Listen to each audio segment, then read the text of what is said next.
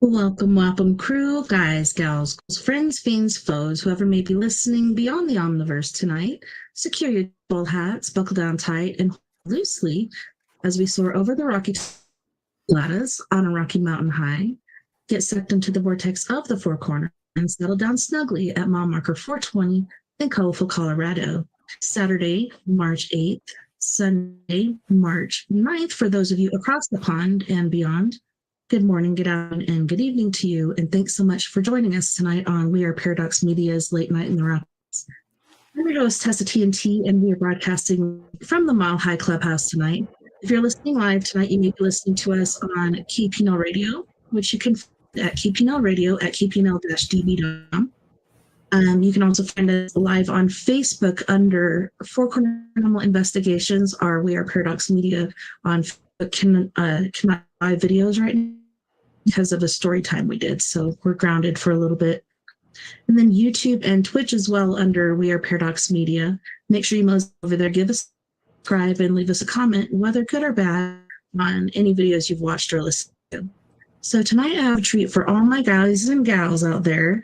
Tonight I have Dr. Christopher Macklin on, and he's an ET and UFO specialist, and he specializes in healing abduct others who have suffered to related ET trauma. I'd read the whole bio, but we've had that posted for the last week, and Chris only has so much time with us, so we're going to pull him on really quick and get this show a-going. Hi, Christopher. Hi, Tessa. How are you, darling?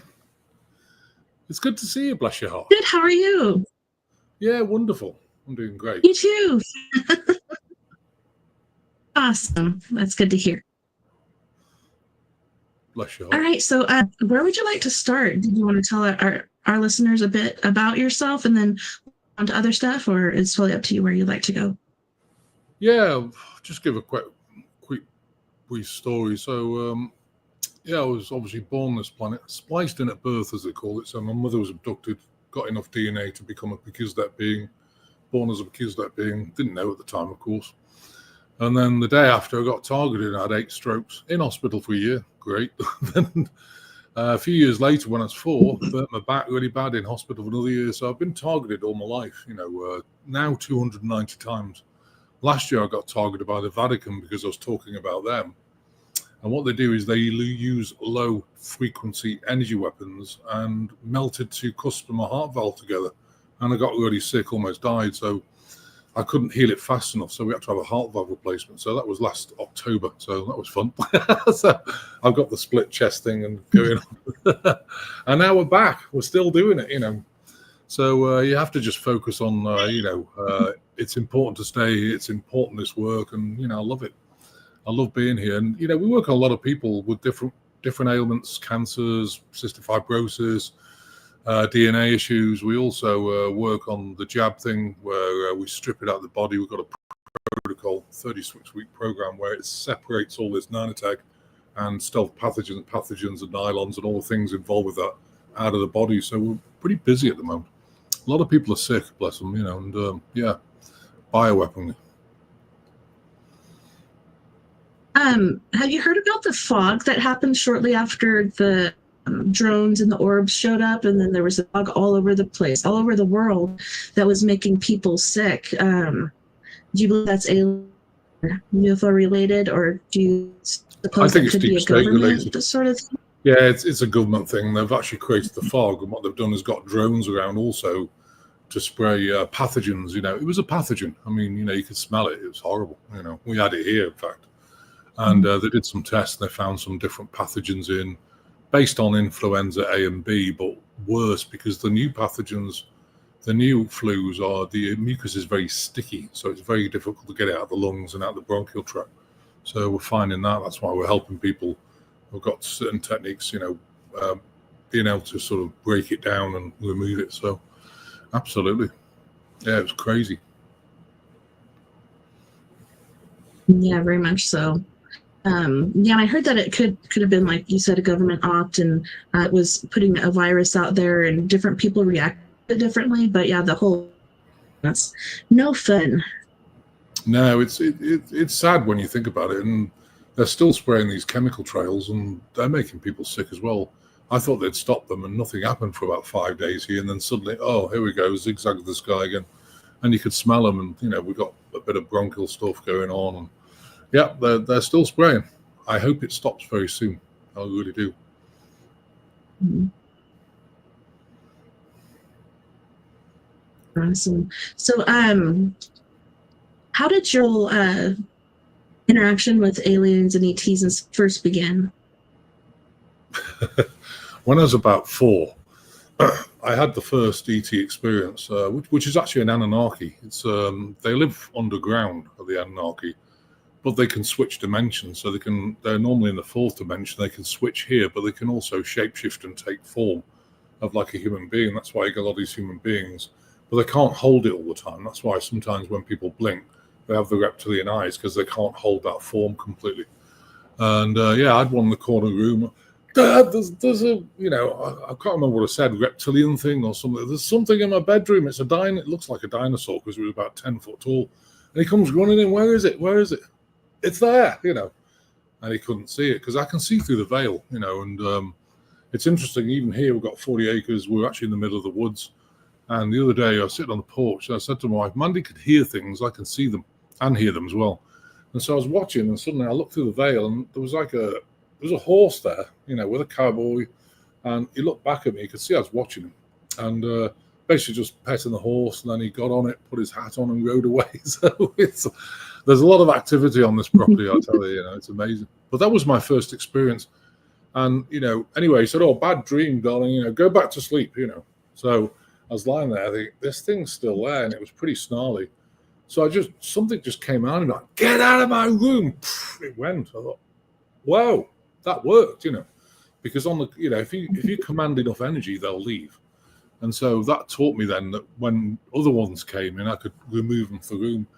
I realized even at this, young age, that if I kept talking about reptilians and things I can see, and other people couldn't see it, we're going to have a bit of a problem. So, I thought, let's just keep it to myself. And I could also see craft in the sky as well. Dad, there's a craft. Where? And okay, you can't see that either. So, yeah, and I still do today. You can see things through the veil. It's amazing. It's a great gift, but it can be sometimes when you go out and you go to a restaurant, I kind of phase my eyes out so I don't see it. Otherwise, you're sitting in a restaurant, you can see attachments sitting on people and all this sort of thing. And it's not really something you want to do when you're going out for dinner. So it's kind of crazy. Yeah. It's hard to shut it off. Hopefully your parents were supportive and that helped you to grow your gift and retain it. A lot of people lose it because of, parents that didn't happen, and kind of shutting them down, shutting the doors and windows into themselves. Yeah. Yeah, they do. And they call them stupid, you're nuts. And well, my father didn't believe anything at all. He still doesn't. Well, he's starting to. But I think at that age, he was just angry. And, even when I actually left school, I was sponsored to do a degree. And I was so excited. He got back home. He said, "You're too thick to get a degree." Okay, we're going to get one. You're too thick to get a master's degree. We're going to get one of those as well. So actually, I thank him for being belligerent and rude, because it made me actually do the opposite, which is great. And here we are. I mean, all those degrees and masters and everything else, was it useful? I think it was, because I'd studied a lot of physics and control software engineering. And so it gave me the mindset of quantum mechanics and things like this, so I can understand it better, And I think that did help. Do I use it now? Absolutely not, I just use all my gifts, really. So yeah, it's been interesting. Nice. Well, so long. We have aliens, AI, orbs, all kinds of things that are happening more and more and more each day. Now we have President Trump in the House, and he's affecting the whole world. Like, he's just tossing everything about and causing all kinds of chaos and whatnot. And he mentioned the Stargate project. That's really about. Oh, it made people crazy. I mean, the day after the inauguration, he goes, "Oh, we're going to do this Stargate program, and we've got three main people who are going to invest. I think it was 500 billion into it." Now people are getting really upset because they talked about Oracle, Larry Ellison. Now, Oracle, for the viewers, if you don't know what Oracle is, it's a complete solution, software solution to people like Target or Walmart, where it does the front end web, it does the back end ordering, it does the stock control, controls the payrolls, people, everything. It does everything, and it also tracks, what you buy with your credit card, and so encourages to send you adverts, things like this. How did he develop that? Well, he came straight out of the CIA. He bought an island, had lots of tunnels underneath. You can imagine what went on with that. Child trafficking, all that sort of thing. And then he also developed Oracle, which is now a huge company. There's only two main companies who do this, Oracle and SAP. And so he's got Oracle front and center. Is he a good guy? I don't think he is. I think he's evil. So anyway, then he got Masayoshi Son, SoftBank. So what SoftBank? They made their money out of adrenochrome and child trafficking. So is he a good guy? Probably not. Then you got the third one, Sam Altman, who's just greedy and just wants money out of it, OpenAI. So you got three not very nice people. You're kind of thinking, what's Trump doing, putting them into this new project? And the answer is it's just a sham. I think what he does is put people front and center, and then people investigate, and they find out exactly what these people are like. And I think it was a good thing. But the truth about the Stargate project is very different, and I think it's off-planet technology. What happened is that, if you look at all the, after the speech, if you look at the reasons why he mentioned Alaska, Mount McKinney, is because it's being renamed. It's connected to Mount Hayes. Now, Mount Hayes has the most advanced computing systems and AI ever been produced. And in fact, they have a computer that's about 1,000 years in advance of what we have here. And it was given to us by the ETs, the good guys, to start changing things. So under that Mount Hayes, there's a supercomputer, and it's advanced technology. It's the most advanced in the world, really. And there's a lot of whistleblowers explaining like they've got UFO technology and they've tried to reverse it. But the problem is a lot of these things that come from other planets or other starseed races, maybe even interdimensional, you don't have the materials here to be able to build it. And that's one of the problems. So you really have to understand the power of the mind and the power that connects us to speaking to God. These computers also have a consciousness, and I'm going to go through that in a minute. But we have a consciousness. We can talk to God. We can talk to our spirits. We can talk to our spirit guides, and it's very powerful. We don't realize really how powerful we really are. Prayer, meditation, all that sort of thing. So it's all spiritual. So is the computer. It's not a normal like chip computer or qubit computer. It makes Google's look like Mary Poppins. So but it's been recorded in the United States military in the archive records, classified records in the Pentagon and intelligence agencies. This program, they're looking at They're looking at targeting starseed, remote viewing, psionic telepathy. They don't need a chip to your brain. They can actually use telepathy, and the computer can also use telepathy. But I think Trump wants to create the Iron Dome. That's part of the Stargate, not the whole thing, but part of it. And the Iron Dome, basically, it's an operation. It's an operation to protect America, not just outside, but also inside. It's highly encrypted. It is blockchain. It is, like I say, this new computer, and I think it's going to make a massive difference.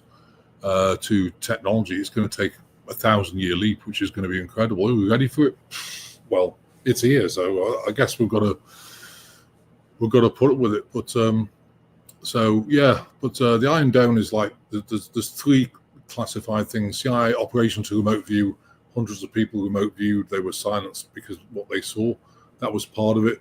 Second, we're talking about the real Stargate under Mount Hayes, which connects the World Wide Web. It's like a spider web of underground bases, all the military bases together, and the white hat military, in quotes, have taken over all the dark, deep military systems, and so that's a pretty good thing.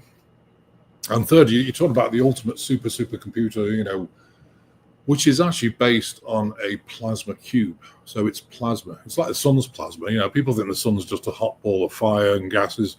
It's not. It's actually plasma. The sun is alive. It's a living being. And that's why it connects with the Earth. And that's why it's sending a lot of solar flares to help upgrade our frequency, because solar flares are just energy. And so is plasma.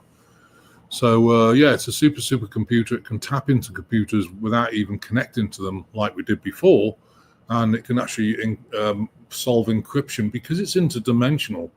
Think about this. If you've got an equation, if you take it to a different dimension, there's no time there. So it solves it, and then it brings it back with the answer in real time, basically, because there's no time. So it's amazingly fast, and I think that's going to be the solution to all this. And it's highly encrypted as well. It can create its own encryption. It can destroy lower grade encryptions pretty quickly.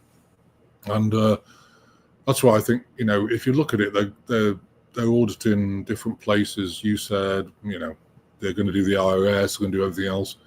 I think they've already done it. I think they've tapped in. I think they have all the answers. I think they've tracked all the money, and they're just dripping it to the people. But I think they've been using this computer a lot. So it's really interesting. But with that, of course, you've got with that I don't know how to feel about AI. AI could be good if it runs alongside us. If it starts tapping in your brain, is that good? And the answer is not really, in my opinion. But also robotics. What happens with robotics? We connect robotics to these supercomputers. The intelligence is attached to the robot. You can ask it anything; it will give you answers within seconds.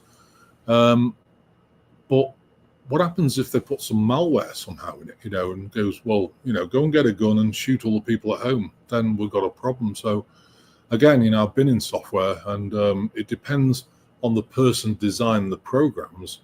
It depends on how good the robotics are.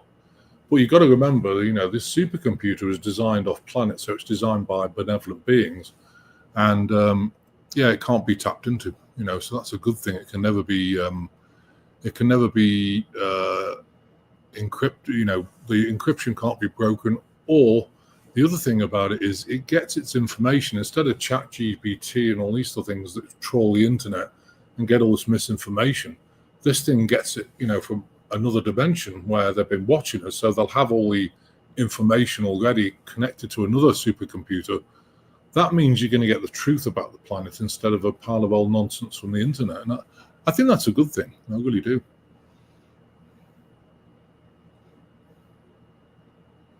Yeah, the thought of AI scares me. I don't even like to use it. But yeah, there's just so many things that can go wrong with it. But like you said, there's some things that can be good about it too. I don't think I'm ready for it to get. Well, imagine having a robot in your house. I like human interaction. I think the problem with robotics will dilute our sensitivity. I really believe that. Like the phone has. Everyone's walking around with their phones, bumping into lampposts. I go and sit at a restaurant sometimes, the whole family is on their phone and no one's interacting with each other. I'm thinking, personally, I don't like these phones. I have one because I run a ministry and we work on about 2,000 people a week. So the girls in the office have to communicate. But I really, if you had a robot at home doing the cleaning and doing the washing, great, it would save you time. But would I want one in the home? Probably not, I don't know about you. Tessa, I think I'm a bit old-fashioned.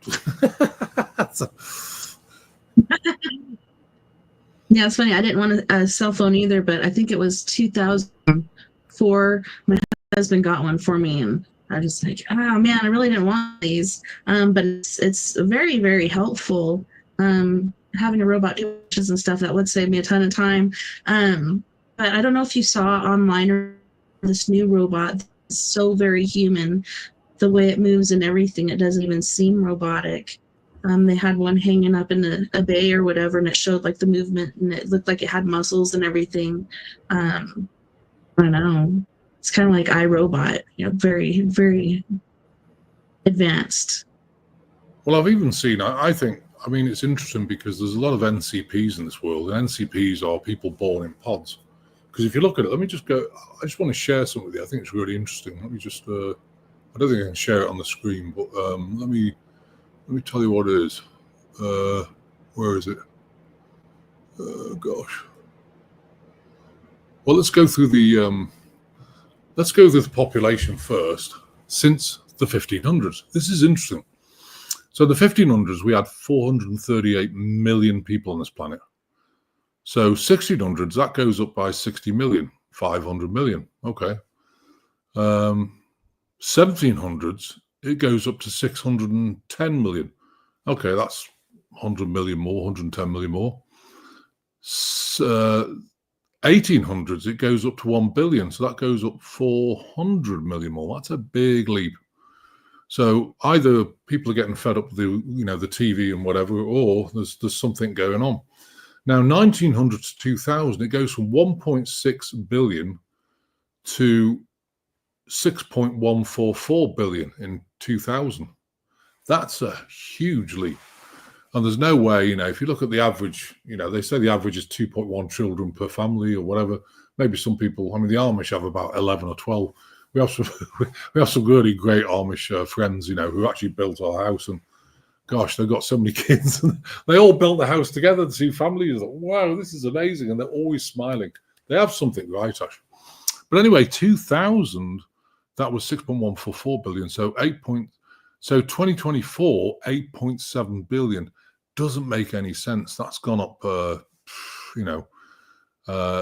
almost 6, 7, 8, almost about 2.6 billion, which is huge, So I know that there's a lot of percentage on this planet of people with NCP, non-player characters, NPCs. And what are they? Well, I always teach people, that if you want a proper human being, you need a woman's womb. And the reason for that is because the God energy around it will bring in a proper human soul. If you don't have that, then what happens in a plastic pod, you get AI souls. And it's interesting because a lot of the abductees I dealt with, some of them were abducted, and they basically impregnate them. They put them back down here, and obviously they don't remember it. And suddenly, God, I feel pregnant. Something's going on, and And after about 4 weeks, they'll only leave it about 4 weeks. They suddenly abduct them again and take the fetus out, and then it can grow wherever they put it. But as long as it's about 4 to 6 weeks old. So, and suddenly, oh, I'm not pregnant. That's weird. And then, when we do some work on them and look what happened in the subconscious, you find, oh, wow, they impregnated me, which is a violation of all humanity. But, that's our governments for you, signing contracts with the grey reticular. Well, give us technology and you can take our people and do what you like with them. And we're sovereign beings, and that's not okay, because I am connected to the Galactic Federation.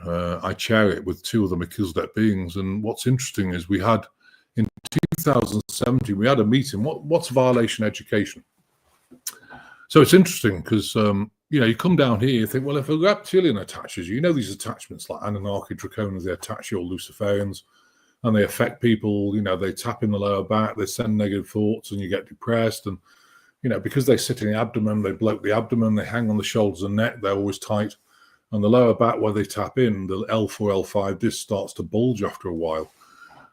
Is that a violation or education? It's an education. Why is that? Because before you come down here, they kind of give you a sample. Well, this is what to expect on Mother Earth, and here's attachments, is this, is that. And of course, you're up there sipping champagne. Oh, look, don't worry about that. That's fine. I don't care, you get down here and you think, oh my God, what was I thinking? So the place is nuts. But I mean, I love it. I'm only joking. I love it. But I've not always loved it. When I was in corporate, I used to look around and think, God, there's got to be something better than being a slave and paying taxes. There's got to be something better. I always joke with people, imagine, when you're being born, coming out of the vaginal opening, there's the IRS in the corner. Welcome to Mother Earth. Here's your invoice. And then it's crazy. But now I love being here. But that's an education, because you have to learn how to deal with these entities, how to remove them, how to keep them removed, getting your vibration up, taking your power back. I do all this healing because I'd never want to be anyone's guru. You are your own guru, and the whole point really is releasing trauma, releasing emotion, getting your vibration up, taking your power back, and God, I feel amazing. And when you have blissy days, as I call it, where, you've got rid of the trauma, it's a whole new world. And the other thing about it as well is you can then manifest. I mean, we have a great life. 20 years ago, I went for a reading, and it was an old lady just outside Liverpool called Birkenhead. And it was a terraced house, and I walked, it's a bit of a rough area, walked up there, and she said, oh, come in, and sit down, and, right, let's get started. So, oh, thank you, thank you. Writing all these things, oh, thank you, so, oh, this is interesting. What's she going to say? So, well, you're going to get remarried. Okay. You're going to work for God. Okay. You're going to move to America. Oh, okay. And you're going to live off donations. So what? Oh, look, it arrived. That's exactly what we do. So it's really interesting. So, made me realize that, you never know when things are going to happen, but that's exactly what I do, and, it's a very successful, because what we do works. If it didn't work, we wouldn't get 2,000 people a week coming on general groups, specialized groups, one-to-ones, and all the other things we do, so yeah, but yeah, I think there's a lot going on at the moment. I do encourage people to always find that burning passion within you, because people really struggle at the moment. They feel depressed, or, they've been lied to, cheated on, people have stolen all the government money, which is the people's money, and, they say, well, I haven't got the power. Of course you have. You've got God behind you, money's not power, the God connection, I define God as God, goddess, prime creator of all it is. And, once you surrender and God's got your back, you never have to worry about anything. So it's amazing. Very true. I saw in part of your bio when I was reading it, reading about you, it talked about your Melchizedek gifts. And the only time I've heard that was in church. For people that don't know, can you kind of explain to them what Melchizedek gifts are? Yeah, I can't give some of it away, but I mean, Melchizedek beings are from the ultimate dimension, and they actually were assigned, some of them, including me, to come down on the planet and help at certain times, when things go south, like right now. And in fact, all star seeds, Tessa, have been here for the last 4,000 years several times. Why is that? Because the planet's gone so south so quick. I mean, I was here in Atlantis doing, teaching healings and the same thing as I'm doing now. I was here at various other times, give you an example of Melchizedek beings. Enoch was a Melchizedek being. So was Babaji. So was Buddha. There is another one as well, which I don't want to say. And then, so come back at different times to learn exactly what's happening now. So you can prepare for the now. Because now is it. We tried to shift it at Atlantis times, and look what happened. It went pretty south pretty quick because we were given the same technology, and it destroyed, it destroyed Atlantis. So I don't think it's going to happen now, because I think there's more help, now than there was then. So, but starseed people volunteered. I mean, God said, "Look, guys, I want volunteers." You go, "Yeah, I'll do it." Next time, so God sends volunteers, run to the bathroom, lock the door, and pretend you got diarrhea, and don't come out until the volunteers have been taken. But now I'm just joking about that. I do love being here. It's not an easy path, but I think I've got in this like blissy, tranquil space. We live in the woods. We're surrounded completely by trees. And trees are amazing because they help you. They absorb any angsty energy. You're blocked out from the outside world's energy. So, and it has a lot of activity. We've had all sorts of beings on this place, and we've seen them walking around. So it's pretty active, and I love it. So, but Everything's yeah, alive. no, Everything has auras. It's pretty awesome. oh yeah, I mean, sometimes you can see people like Native Americans. They wander around. I just want to go through this other report because I think it's really interesting. If you're okay with it, the Deagle report. Oh yeah, certainly. I did open it. I can't find it, so hang on a sec. There it is. This is really important. So this is the Deagle report. If you want to go look at it, go to Deagle, DEAGEL.com. So they've predicted the population in different countries and been more or less spot on for the last 15 years. So, for example, let's have a look at America, United States of America. In 2017, they predicted 316.44 million, which is there or thereabouts, 360 million. This year, they predict 99.5 million. That's a drop of 2/3 of the population. That's a lot. Now, UK, for example, in 2017, 63.3 million people. This year, they predict 14.5 million people.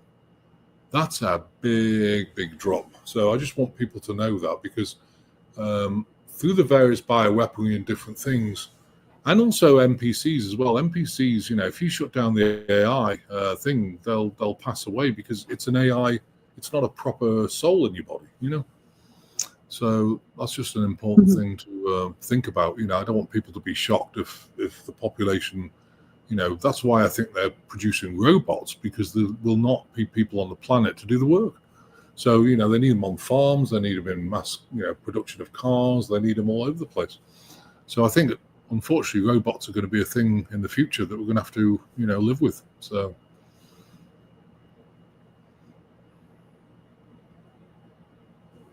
Yeah, I'm gonna have to get used to it, just like cell phones and computers and everything else.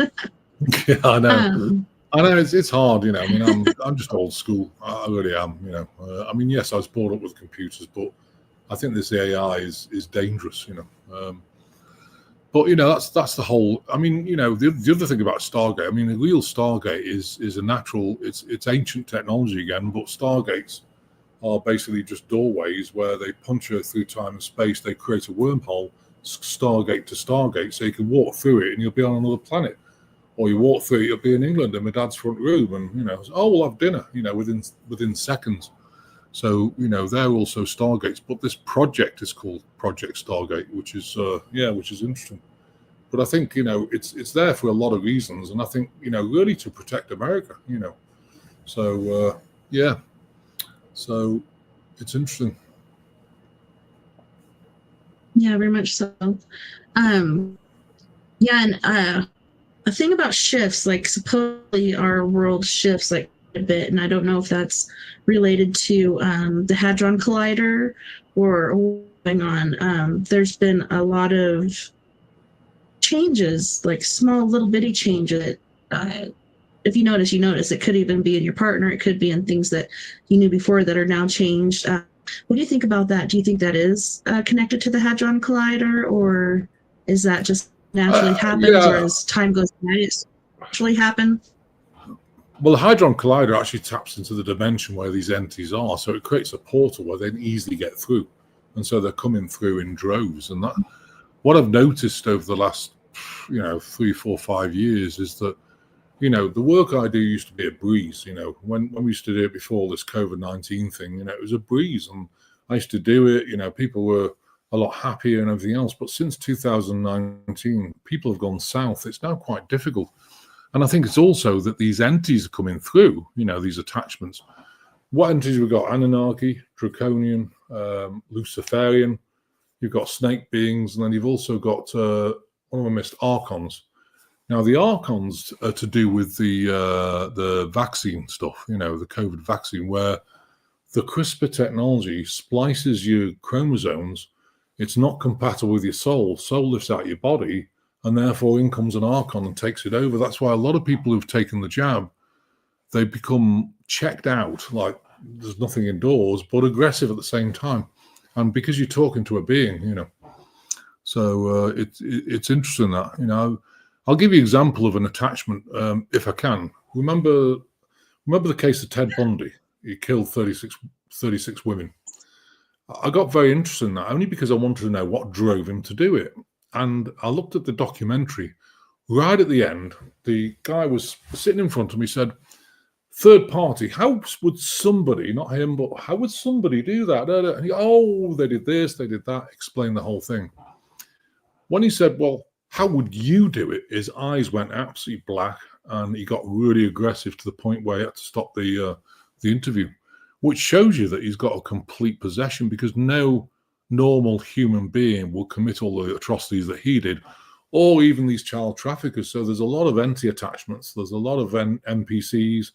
There's a lot going on in this world, and there's a lot to clean up, I don't envy the people in the moment in government, because I think, I don't believe in politics personally, and I don't believe in religion either. I believe in one God, many paths. If your path's Christianity, great. If it's Buddhism, great. But they've all got flaws. They're all slightly manipulated. But with politics, you can never win, because whatever you do, there's always going to be someone berating you, and my personal opinion is I'm hoping that, all the authority goes back to the states and there's just a really tiny, tiny government just to do international things, and I hope that for this country, because I think it'd be great. It'd be a lot better than it is now, for sure. Yeah. Definitely reboot. I think, I don't know. Things are complicated, and how do you fix it? The way that Trump and Musk are just like cleaning out the swamp. Like at some point it's a good thing, but at another point it's scary too, because it's like, what's going to happen with on and people not there to do certain things. But I mean, I don't know. We've been needing a house for a long time, so. Well, they keep saying trust the plan, but I think the people need to take the power back, for themselves, and people still rely on, trying to get people to take their power back is really hard, because it's scary, like, oh no, the government must look after us. Well, it doesn't. It's actually making you sick. It's destroying your life. It's making you absolutely poor. I mean, look at the private West Central Bank. The dollar bill is degraded by. It's gone down now 97% of its value. So that's why people struggle, and they don't realize, why am I struggling? Why is things so expensive? Because the whole thing's collapsing. And I think it'd be a good thing when we transition into a new currency and new ideas as well, because it'll give people time then. If they're not stressed and they've got a basic living that's good, that means you've got time then for your spiritual practices or whatever you want to do, time for your gifts. If you love gardening, if you love painting, I mean, my gift isn't painting. If I did a painting and went to a gallery, they'd say, get out and don't come back, So it's that bad. So I know where my gifts are. Not painting. I'm okay at cooking. Am I a master chef? Of course not. I need a recipe. I can tweak it, but master chefs can come in with like 3 ingredients and meat and create something outstanding with it. With me, I can't do that. I need a recipe. So, but I do love cooking. It's a joy. I love feeding people, and I love making them happy, and also putting that love into the food as well. We don't go out to restaurants very much, because you can't really find food better than you cook yourself. So what's the point in paying money for it? Mm-hmm. And the answer is you wouldn't. So yeah, it's interesting. Yeah, I just go out sometimes just so I don't have to cook, but I do love cooking. Like, I spent many hours cooking today, but like you said, making people happy, it's a good thing. It makes you happy. So going back to the Stargate thing, do you think that, well, supposedly it's supposed to come out 2030. Do you think it's going to affect us positively or negatively? What do you think the outcome is going to be on that? I think it's going to be positive, because I think the whole banking system, and it's actually out now, this computer's here, it's operating, it's working, they're tapping into the deep state computers, they've done it, they've tapped into, they don't need access, they can just get in themselves with this computer, because it can break, low level encryption, which the deep state have. get through, can organize all the files, sort out who's gone where. Then it can get into the banking, can look at people's bank accounts.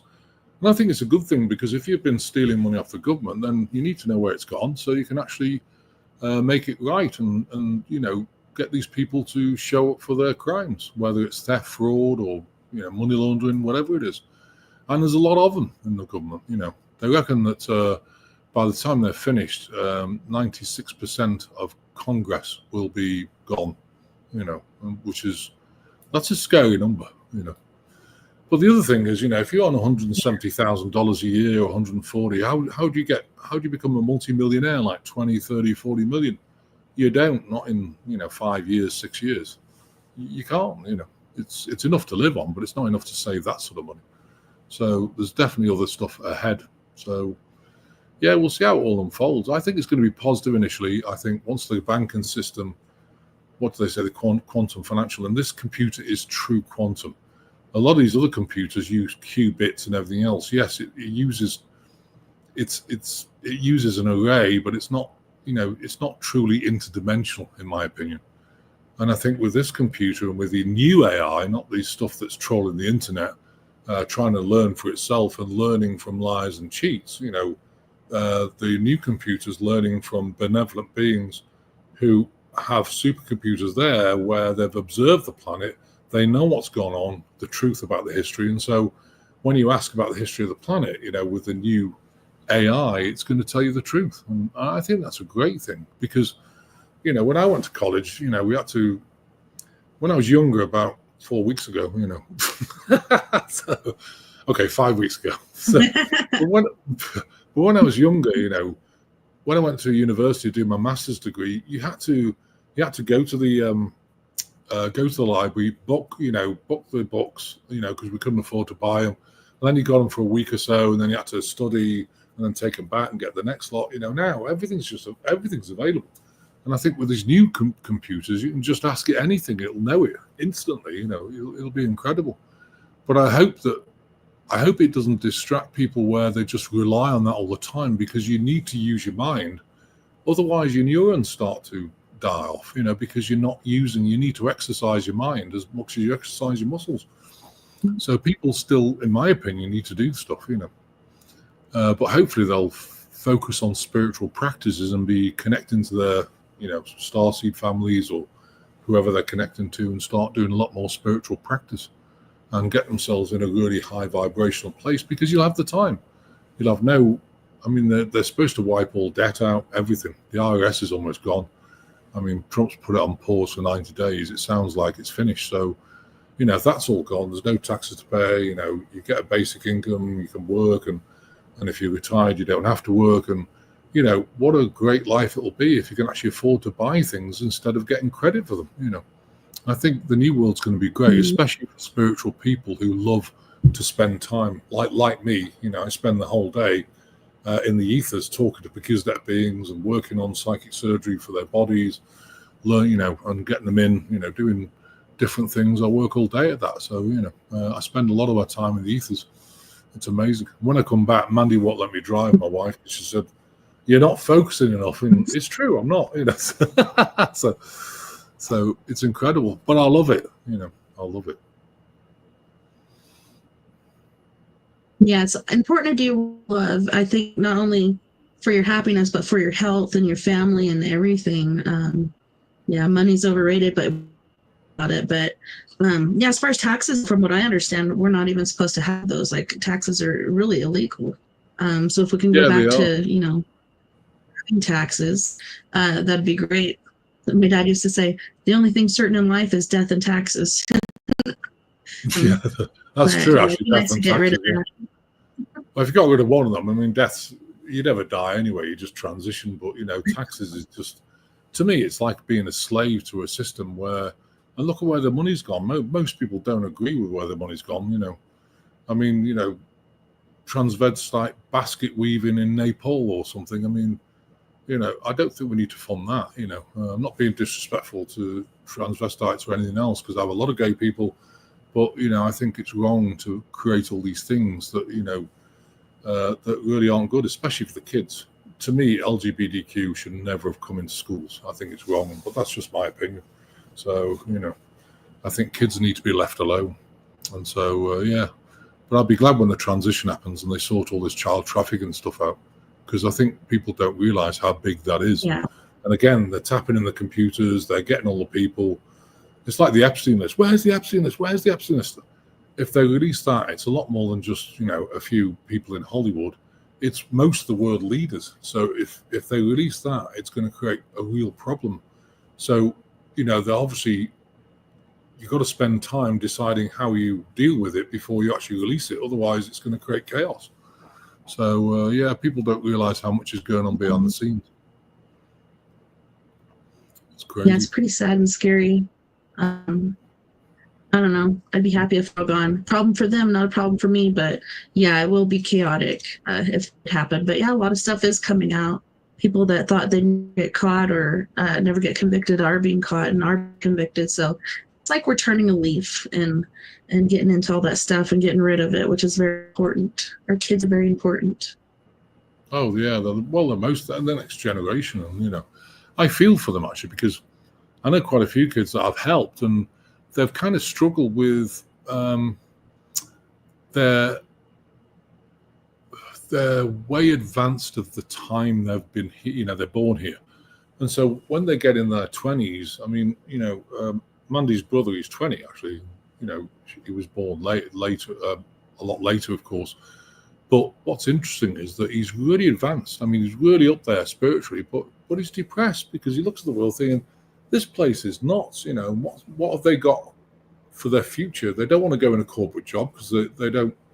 I mean, what's the definition of a starseed person? You don't fit in for one, at all. So you don't fit in. If you go to work, you won't fit in. If your thoughts are different than other people. You're a massive empath. So if people talk behind your back, you take it in so big, and the starseed people are just different. So if you're a starseed person, you probably had a real difficult time, especially the new wave of starseed people coming in. And I feel for them because it's not an easy place to live. It really isn't. So, and trying to sort of, help him along, getting him to find a passion or something, they've almost like given up, But I think their time is going to arrive. Once this transitions happen, I think things will change. And then they can start shining, they can start shining their gifts, their light and everything else. So I'm hoping this transition will make a big difference. But it's going to be a crazy few months, I think. Yeah, definitely. Definitely going to be this. Yeah, and it is complicated and difficult. A lot of people wonder, is this hell on earth or is this purgatory? But I think it's a gift, and a lot of people don't get this gift. So you need to take care of it and take care of yourself. We help each other out. It's a lot easier. So going back to the questions and stuff. So as far as the Stargate goes, do you think the connection with that and CERN and HARP? Yeah, definitely CERN. I think that collider has been a big part of it. But I think it's reverse engineered from some things. But I think that I do think the quantum computer is like 1,000 years ahead, as opposed to this collider is just they built it. When you have spinning magnets, which it's particles spinning so fast, it creates a magnetic. It can actually puncture a hole in space time, create a wormhole, which it's done because you can see it, above the collider, and then in come entities. I mean, I've seen this before. I went to a ranch, and they were opening portals there, and the guy said it was a ranch where it was like a horse sanctuary, and he had about 15 horses, and he was struggling to feed them and everything else, but he managed, and then one day woke up and the grey reticular had actually been through a portal, eaten one of his horses or half eaten it, and then disappeared, and he was mortified. He was really upset. So I spent the whole weekend there figuring out codes, opening the portal. And eventually on the Sunday, it was about 11 or 12 o'clock in the morning, lunchtime. There was a sonic boom, portal opened, but it had opened above. As soon as the portal opened, I've got 3 what would you call it? We've got 3 watches, and they're Actorian craft. And every time I do something, if they think I'm going to do something stupid, they'll appear. So they appeared, and literally within a mile. And I spent the whole day working out how to shut down this portal for good, and we shut it down. It never happened again.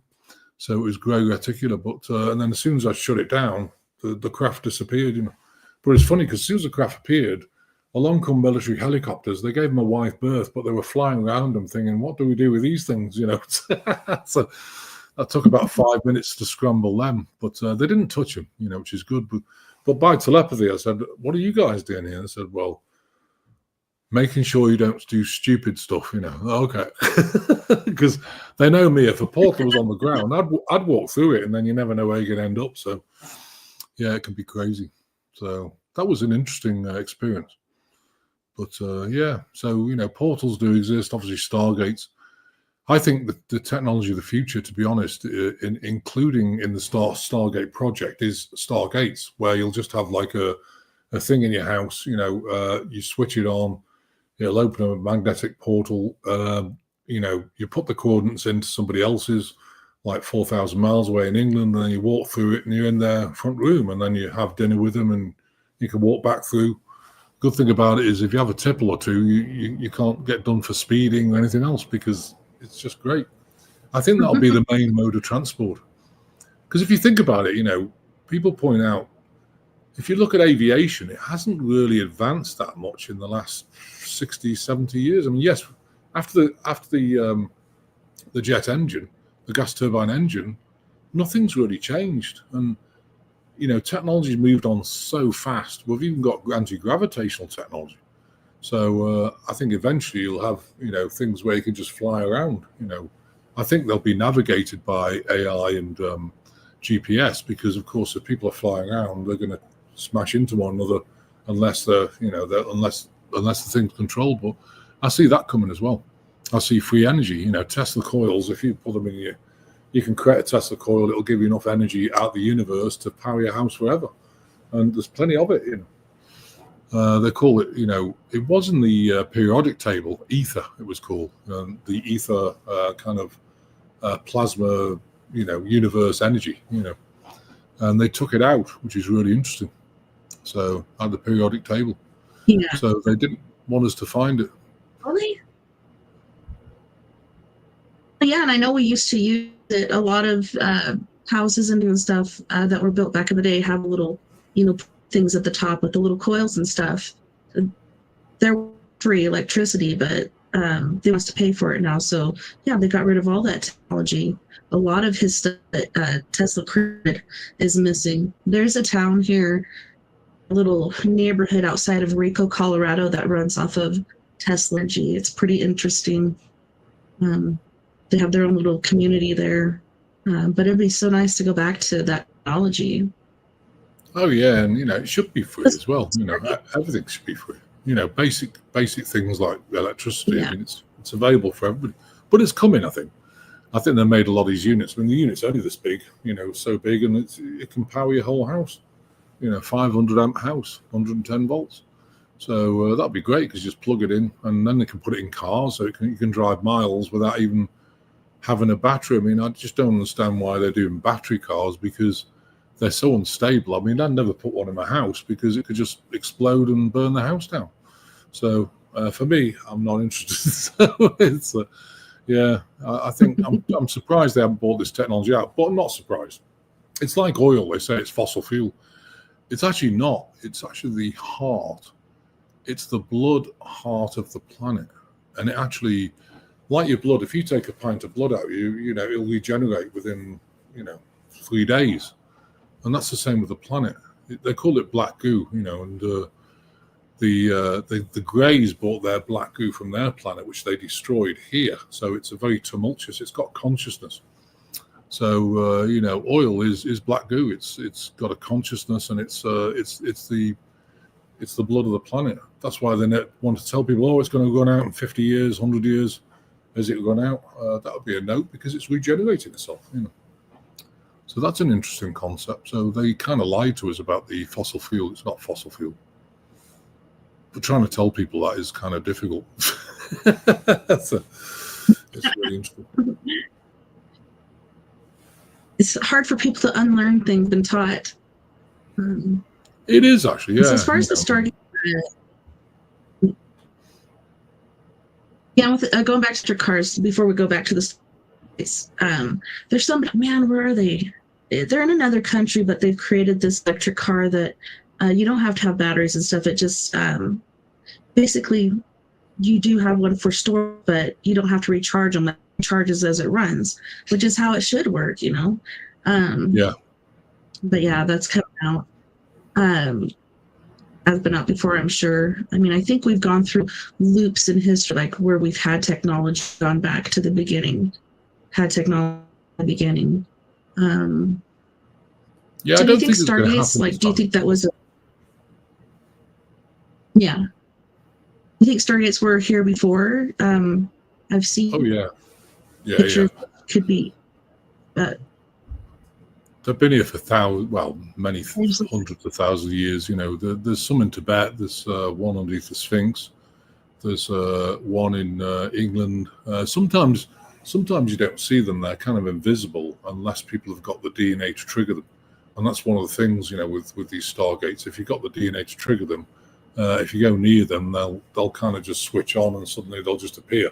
And then you dial your coordinates. But you have to know how to use them. And you have to know what coordinates you want to go to, because you might end up the other side of the universe in some planet like, what the heck's this? It's sort of, I don't know where I am.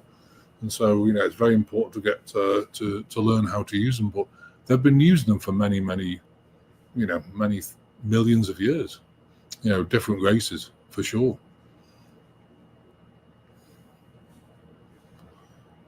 Yeah, it's definitely interesting because I've seen picture them. I'm not sure if they're real or not, and people talking about finding them back together, different places they're at. Supposedly there's one in Antarctica. What do you think about Antarctica? There's a lot of different theories going on with that place. Yeah, there's massive continents beyond the ice wall for sure. I've remote viewed them, so I think one of these days, I don't know whether they're going to actually disclose that too quickly, because I think the problem is now people have got enough to digest just with what's going on here. Never mind Antarctica. I think that's going to come, maybe later on. If you tell people the whole thing, I think the mental health of the United States of America would just plummet. So I think you've got to feed people. That's why, if you know, it's frustrating because you think, come on, guys, get on with it. But you can't, because if you feed people too much information, it's going to end up in trouble. So there's always a balance with these things. I mean, the mental health in America right now is terrible. I mean, there's so many people on antidepressants, and they get drunk, they're addicted to drugs, or even addicted to porn. And it's all been engineered to desensitize us. I've worked with people with addictions to porn, and it's difficult because you've got to get their sensitivity back, because they've given it away to some daft porn star thing, And it's so sad because, sex is about love. It's not about just, having a quick act and we're done, And I think what they're trying to do is desensitize people. But I think also, of course, with the particles they have in these jabs, and even Morgellons disease, I specialize in that. And what happens with these particles? What's in them? Well, they're based on graphene. They bind nylon 3633. They bind silicates. The graphene tubes have complementary metal oxide arrays in them, so they're a computer, so they can transmit, receive frequencies. The nanospheres have 92 viruses. They're like a sphere. If you imagine 10 to minus 9, small, teeny tiny, you need an electron microscope to see it. But if you took it as a football, they drill 92 holes in it. They have an antenna in the middle. Every single hole, what they do is load a virus in every different virus in every single place, 92 viruses, and then they close them off. So if they want to trigger a virus, it's a particular frequency, and that's where the 5G comes in. That, they can trigger a frequency. At the moment, I'm seeing a lot of people getting shedding with shingles. They'll just hug somebody, they get shingles straight away, cerebellar zoster, which is chickenpox virus. So that's come a lot, and that's shedding, which means they're releasing it in people's bodies. So all these things are crazy. There's a lot going on, and when people find out, they're going to be mortified about what they really find out about all these vaccines and things. It's coming out, and everyone seems okay with it now. There was a time when you couldn't even talk about it. Facebook now is don't care. So I talk about it every week, on the healing sessions. But YouTube, I'm not so sure, because we lost our channel a while back, and it hasn't come back yet. But hopefully we'll get it back. Who knows? Yeah, you got to be careful how you talk about it. But yeah, for me, like, I didn't take the vaccine. It wasn't there long enough to be scientifically proven to be okay. So I wasn't on the wagon to just, give me a jab. But I often wonder, like, getting it, do you think that if you do get sick from it as well, will that cause same effects that the jab does because you are on that virus? No, I mean, you do get shedding, and this is a really good point, actually. You do get shedding of it. How does it shed? You shed cells in your skin all the time. And if you're close to somebody, you're going to breathe it in. Or if you hug them, the cells are going to get on your body. 10 to the minus 9 small, it goes through. And so shedding is becoming a real problem. People are getting sick. I'm seeing women with massive clots coming out the womb, when they have their period because of the contents of these vaccines. But also, you start to become transhuman, and because people think, oh yeah, if I took the jab, it's just going to disappear out of my body. Oh no, not this one. What this one does is start to self-replicate, so it actually gets worse and worse. It grows through the skin. It's growing through the heart muscle, causing, in quotes, myocarditis, which is not myocarditis, it's nanotech growing through your heart muscle. And I was talking to a cardiologist about that. And no, these vaccines are fine. I said, no, they're not. How many people have you seen with myocarditis in the last year? I said, I bet it's an absolute ton. It's a pandemic. He sat there, he goes, and I said, please don't lie to me. He goes, you're right, but I can't officially tell you that because the hospital's policy is blah, blah, blah. Okay. Well, at least he's told me the truth. But, like I say, I mean, I had that open heart surgery last October because I was going to die, I was dying, because the heart valve had been melted. And, so it was interesting. But the cardiologist, the surgeon was actually shocked because my heart's the size of a volleyball. It's normally supposed to be the size of a grapefruit, and my arteries are really big. So he goes, oh my God, your heart's huge. And we don't have a valve that big. So he said, I'm going to have to reduce the hole to put the biggest valve on the market in. And he did it, and he did a great job, bless him. So I'm still here. And still doing work and still moving forward and still helping as many people as possible, because by goodness, they need help at the moment. Well, we are in our last 25 minutes, and I know your work is very important, and there's a lot of people out there that need help like that. Can you explain to our listeners what exactly you take care of, how that works, and how they can contact you to sign up for sessions or healings or surgery and whatnot? Yeah, absolutely. You can sign up. Well, if you want to sign up for healings, we do 2 a week. If you want to sample it, we do 2 a week. That's on Thursday, 5 p.m. Central Time, and Saturday, 11 a.m. Central Time. It's streamed on Rumble. It's streamed on Facebook. It's streamed on Twitter. It's streamed on Instagram. Obviously not on YouTube because we got fired. But it's streamed on all them. But you can also, if you come to the website, globalenlightenmentproject.com, you can sign up on Zoom, where you get us, and we're live, and we talk to people. But I'm doing a whole hour of healing. That includes a lot of things. What do we work on?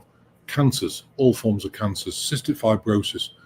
I work on things like all forms of cancer, including leukemia. Rebuilding stuff, and we work on issues with the intestine.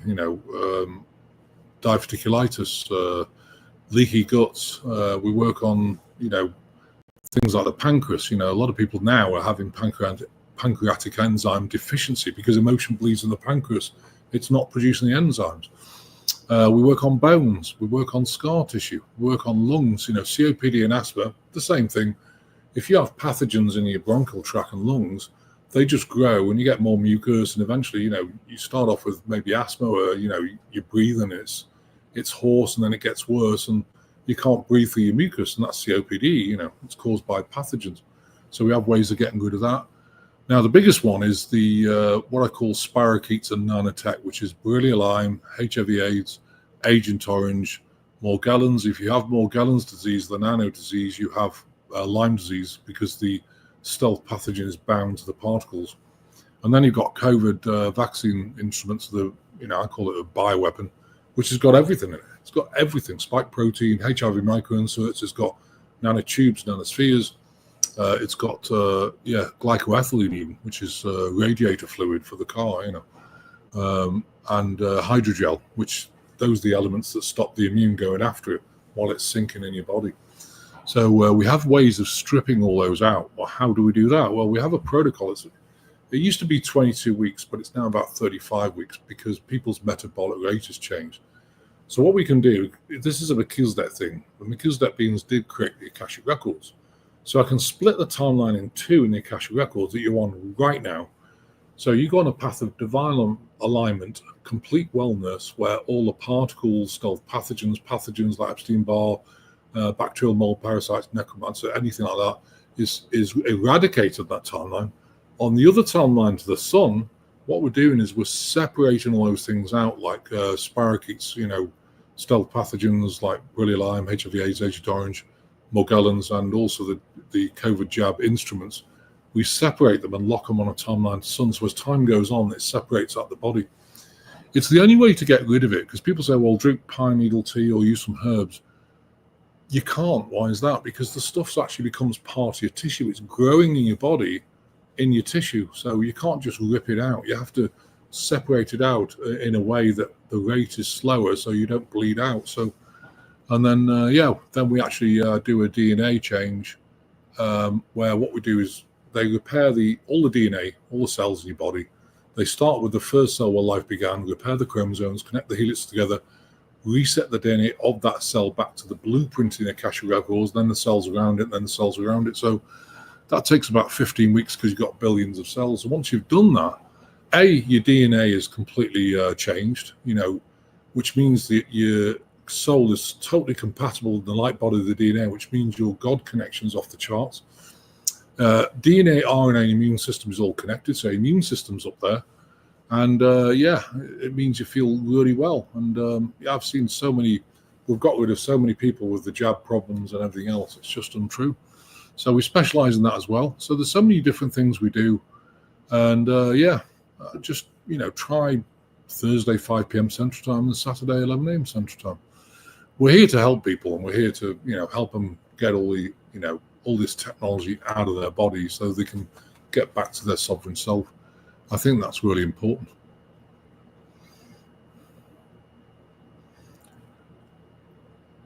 And it's called the Global Enlightenment. Yeah, globalenlightenmentproject.com. Yeah. We've got some books as well. I haven't got the books here, but if you want to read about manufactured diseases, then we've got a book called History, Truth and Healing of Manufactured Diseases. That's got HIV/AIDS, Agent Orange, Morgellons, Gulf War Syndrome, which is the same stuff. And then, but at that time when I wrote it, COVID wasn't there, the jab, and it's just the same stuff anyway. So, it's just crazy. I mean, manufactured diseases, they've been developed, I think it was since 1935, I think they first came up with Agent Orange. And then after that, they came up with the rest of them, then Lyme disease, I think, came in the 80s, and then Morgellons came in the 90s. So these things have been developed, gain of function, and, we've been funding it with our taxpayer dollars, and they make you really sick. So, crazy stuff. Worth thinking about. So, yeah. Definitely not good stuff. I think my grandma ended up getting cancer from Agent Orange because they used to use it in their garden as like a weed killer. I'm like, what the heck is going on with that? I've worked on a lot of people with Agent Orange. Even if their parents had it and then they were born, they've got it because it's in the parent, the mother's body. So, of course, I've got one guy who's got. It doesn't necessarily. What's interesting with Agent Orange and Borrelia, which is a stealth pathogen of Lyme, and HIV, which is a stealth pathogen of AIDS, if the stealth pathogen in your body, it doesn't necessarily replicate. Why is that? Because if your DNA is robust, DNA or an immune system, you've got the immune response to keep it like dormant. But if you damage your DNA, how do you damage that? Well, if you take agrobacterium, it's in GMO foods, or it's in old vaccines, or the CRISPR technology in new vaccines, what it does is it damages the DNA, RNA, immune systems all connected, so you don't have the immune response, so the stuff replicates. And it's the same with Morgellons. But in the new jab, of course, they put CRISPR technology, which just damages the DNA. It's all in one shot, So yeah, that's interesting. So that's why you have to, fix the DNA. I'll just give you a quick story, which is really interesting. If you're interested, is that before 2009, I used to give blood in England, because I'm British, of course. So I keep telling people I'm from Texas, but no one believes me. But anyway, so before 2009, I gave blood. I was O negative. Okay, so reset my DNA, back to the blueprint. So never thought anything of it. So I go to hospital for this open heart surgery on the 4th of October last year. Crazy year last year. And I was in ICU for 7 days. They said, you're bleeding out because my blood's very thin, So they said, we're going to have to give you 3 pints of blood. I said, I was O negative. They said, oh, well, we're going to have to check it. So they came back and say, no, it's not. It's A negative. Oh, that's interesting. And I know it's O negative because I've got proof of it. So by doing this protocol and resetting your DNA, there's a very good chance your blood type could change back to the blueprint it should be. So yeah, a few people it has done as well. So that's amazing. So does it work? Absolutely. So. Yeah, that is crazy. Crazy interesting to have your blood type change. Holy crap. I know, and the nurses were like blown away. So I said, well, I can prove it. I showed them, so it's interesting. Yeah, it is. So many things in our world that, I don't know, are interesting, mind-blowing, and questionable at times. And you were talking about reptilians and stuff earlier. The only time that I've ever noticed them or videos of them or whatnot is on the news. Do you think that they work particularly in that arena? Oh, yeah. I mean, they've infiltrated. The thing is about this, people think it's the government that's actually damaging us and everything else. Well, they're just puppets. They're just puppets on a string. It's actually the reptilians under the planet who are in actually control. And what they're trying to do is think about why Bill Gates would want to cover the sun, because he wants to reduce the oxygen. Why is that? Because these reptilians don't breathe half the oxygen we do, and they want to come above the planet. They want to be on top of the planet. So he's, involved with the reptilian agenda. And same with a lot of these politicians. That's why some of them are reptilian shapeshifters. Some of them are kind of, what would you call it? Reptilian, like robot type things. They're biologically alive, but they're AI. And you can always tell them because they're kind of shut down. And, so, yeah, you've got a lot of these, NPCs, which are just basically biologically bodied people that look like human, but they're not. They've got an AI reptilian thing in them. And then you've got obviously, the shapeshifters. They can't keep that shape. The Queen of England was a shapeshifter, a horrible person. And she used to, if you look at her eyes, they used to, go reptilian sometimes because they can't hold that stance. Sometimes they make a mistake. So it's very easy, but there is a prayer, people say, well, how do I know this person's a reptilian? We have a prayer. We have I don't like the word prayer. I like the word map of intent. It's called Sacred Prayers, Maps of Intent. And one of them is basically looking at the person. And what you do is ground yourself. Say, I am of God. I ground myself to the earth. Dear God, I command you, show this person in their true form. And I thank you, God, send you my unconditional love, so be it. And what will happen is that person can't hold it then. So what you'll find is, you'll find a reptilian overlay of that person coming around them in a reptilian form. It looks like an opaque outline. You'll see it, with the naked eye. They can't hide from that. And that's quite interesting because I had a girlfriend. She's really mean. And I thought, when I went bankrupt, because I lost everything when at 2007, live out of a car, end up with his girlfriend, mean as anything. Gosh, she was mean. And I sat on the sofa one night and I thought, why are you so mean? Anyway, I did this. I thought, oh, maybe she's reptilian. Did it. Oh, yeah. I was gone next day. I dated a reptilian. Help! So now, that was an education because you could see it like, wow, okay, So I didn't say anything. Packed all my stuff next day. I was gone. But she's mean, and yet she said to people, "He's the nicest person I've ever dated," and yet mean to me. It's really weird. That's the interesting thing of life, I guess. You go through life and you get an education. So she might have been trying to get rid of your niceness. Yeah. There's no chance of that, Well, the other thing about it as well is I think as you get older, I think for a lot of empath people, starseed people, they take things personally, like, oh, how, it's like if someone talks behind your back, you get mortified. Like, God, how could they do that? When I was younger, about 4 days ago, that used to happen when I was in my 20s. People talk behind my back. I was mortified, almost like thrown up. And then what happened as you get older, you couldn't give a shit to explode. Gone, So I could give a shit about people, but not about what they think of me, because that's not my deal. That's theirs. And once you realize that and you're a good person, you don't have to worry about what anyone says. And I don't, to be honest. That's why we isolate a lot. And I think at the moment, people say, how do you cope with the shedding? We tend to stay isolated. We get stuff delivered here. We have friends around. We cook them food. Yes, I do go out now and again because it's nice to interact with people, but I think it's changed life since 2019.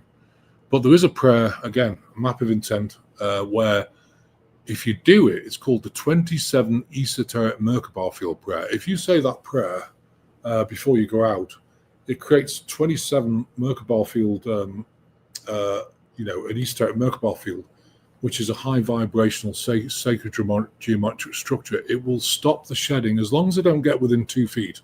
If you go and hug them, then the field's broken. You're hugging them and you're going to get shedding. But we tested it with a microbiologist, and actually she didn't get any shedding. Because the biggest thing with shedding is spike protein count. When I went into hospital, my spike protein count was 0. I came out of hospital with 1,600.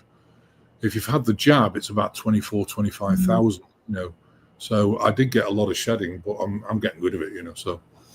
So that's interesting. So the shedding's real. So if you say that prayer before you go out, it'll really help. And a microbiologist did a check. She went out, she checked the spike protein count when she got back, after 2 or 3 days, and no spike protein, which means the shedding was being blocked, which is great. So, go on the website and get the prayers. And, we have a prayer book as well if you want that. It's only $12. But if you have them handy, it's good to use them. We've got chemtrail prayers, dissolving chemtrails. We've got all sorts of things. So there's resources there to help people, because sometimes they, we're powerless. We can't do anything about chemtrails. Oh, listen, the power of God is way above any money. When I first got here, Tessa, I hated money, hated it. I hate it because I'd just gone bankrupt and my whole life had collapsed and everything else. And I never used to accept money. I just accept a lettuce and some tomatoes for a healing session. And I kept thinking, how are we going to keep the lights on and pay the bills, And so this pastor said, I want to have a coffee with you. Okay. So I sat there. She goes, what? You hate money? Yeah, hate it. She goes, well, why do you think about it as energy? She said, so you go to a hairdresser and you have your hair cut.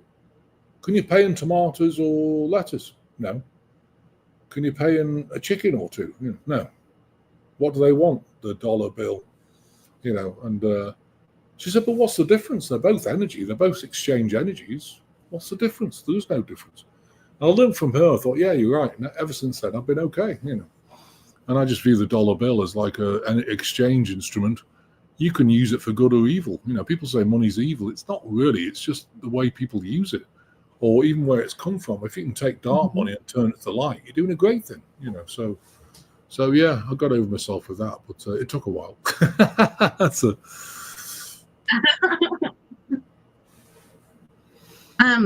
Okay, and you had mentioned you have books. Can you tell our listeners about your books and where they can find those? Yeah, we've got the first one I ever wrote was Dissolving the Enigma of Divine Healing. That's the website. We've also got Divine Transcendence, talking about all the stuff, to do with child trafficking, everything else. I've got one called Calming the Mind. They give you a lot of techniques for calming the mind and different things, and how the brain's affected by emotion. We work with a lot of psychologists, psychotherapists, psychiatrists, because they're having a real hard time at the moment, and they come out of their work and they're just exhausted, and so they come on the groups, and we can help rebalance them, and then they can go back in and do their work. So we also support, and then there's obviously the Sacred Prayer book, and then there's the History, Truth, and Healing of Manufactured Diseases. That's a big old book because it tells you about the grey reticula, the technology. It talks about the black goo. It talks about what happens with Morgellons, how to get rid of it, and HIV/AIDS, Agent Orange, and Lyme disease. So yeah, I've never seen anyone with plants and get rid of Lyme disease because it's an off-planet technology. So if you get a technology that's off-planet, how do you then you bring it to another planet? You don't have the herbs and things to be able to heal it, quick enough. So, but it's interesting because I had some doctors who wanted to fly in and say, "Can you teach me your techniques?" I said, "I could try, but the problem is the gifts, and everyone's got different gifts." And so, they were using like Rife machines and everything else. They don't work. They help, but they don't work. But he was seeing that I was getting rid of Lyme disease, and like, I want to come and train with you. I said, "You can come, but I don't know whether you'll learn anything because." I always encourage people, if you've got a gift of healing, I meditated for 4 years, about 6 hours a day, to understand how the gift worked, the cause and effect of a lot of things. Do I know everything? Of course I don't, but I've got a good grasp of most things. And anyway, so, I learned the gift directly from the Melchizedek beings. It's not other people's modalities. And I think that's really important for everybody. If you've got a gift of some sort, like playing the piano, use your off-planet beings and get them to expand the gift, and they'll help you. They'll do downloads. They'll do all sorts of things. So, yeah. You got to keep using your gifts, make them more powerful. You do, well, absolutely. Is there anything else that we didn't cover that you feel is important to share with our listeners?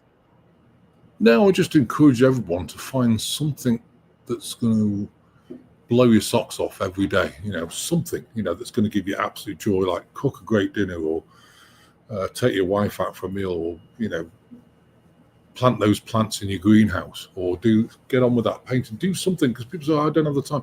Make the time. I think it's so important nowadays, especially the time we live in. You've got to find joy in something that day. I think it's so important, even if it's just one thing. If it's a few things, that's great. I always find joy just by doing healings. I love it. I don't know if you can tell, but I absolutely love doing it, and it's not a job. It's kind of a way of life. And, you never get out of it really, so it's like this morning we did the general group at 11 o'clock.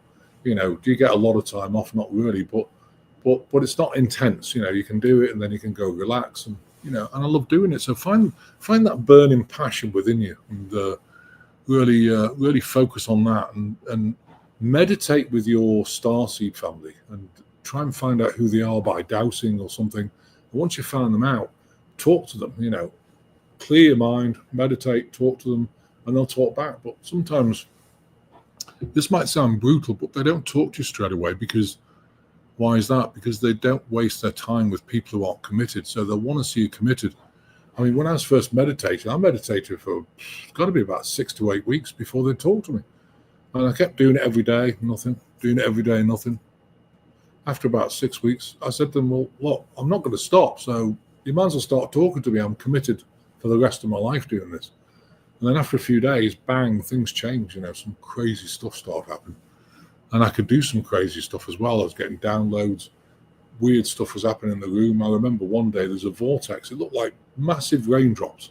A vortex, you could clearly see it just coming in the room into me.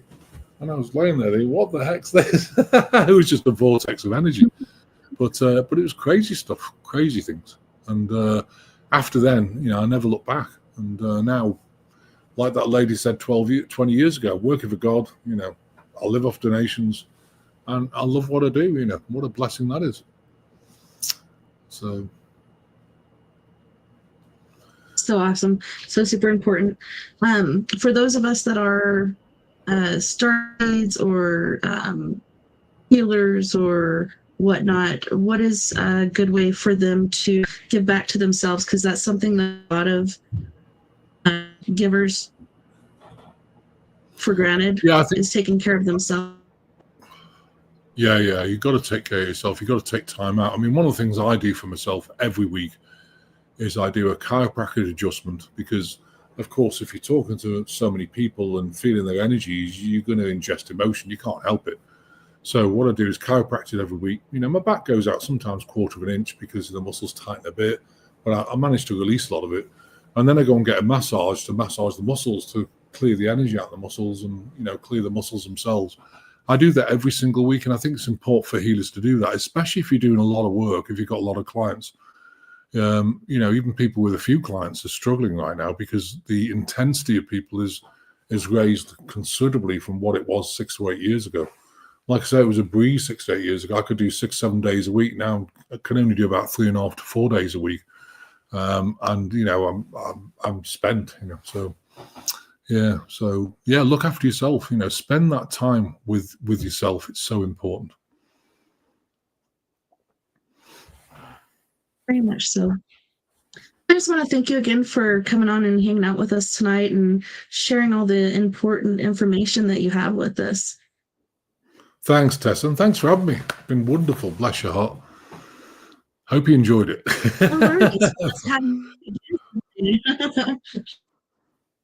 Oh, bless you. Thanks so much again, Christopher. We're going to let you off the hook and we're going to go to our break here. But thank you so much once again. God bless. Thanks for having me. God bless. Love and light. Bye-bye.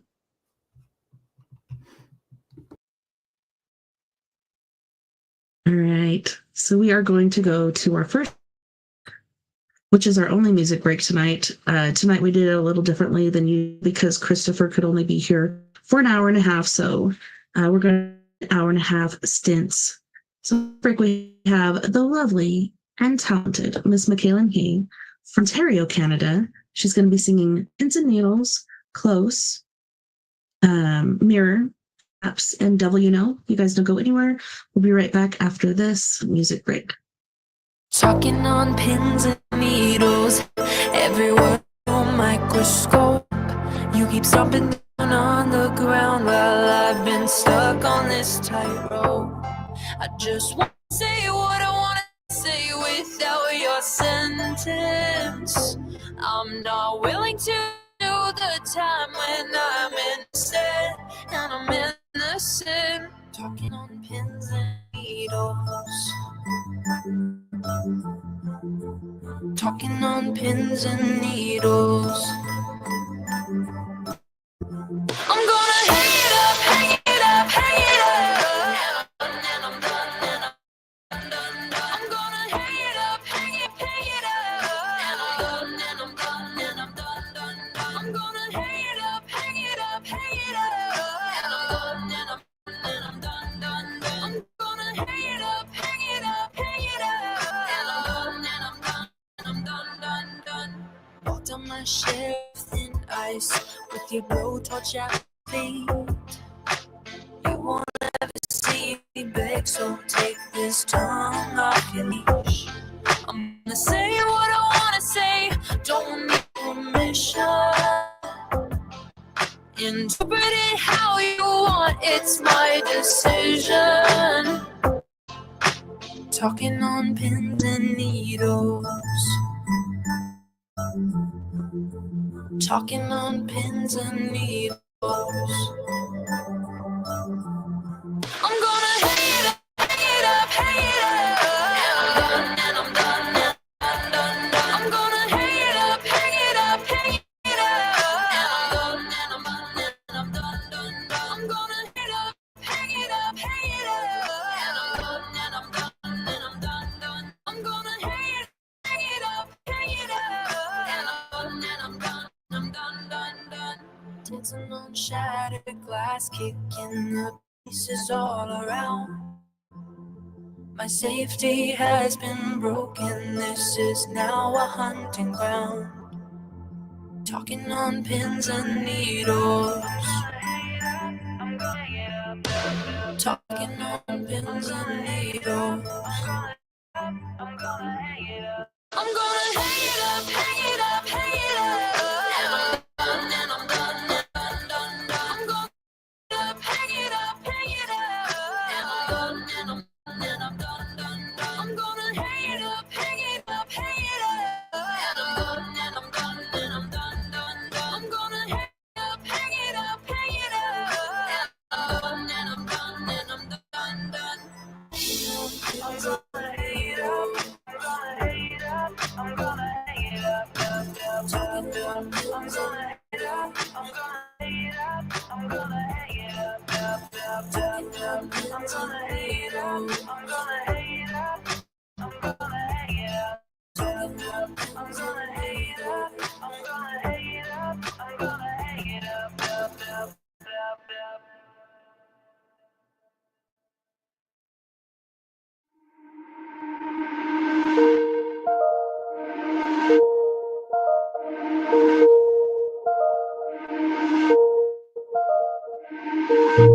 Saw you for the first time in a while. You seemed so surprised. I worked out a smile. Cause I've grown and I've changed. Yeah, we went separate ways. How come both back here? You push me away, let my life feel weak, but still we're both back here. Close to me, I want you close to me.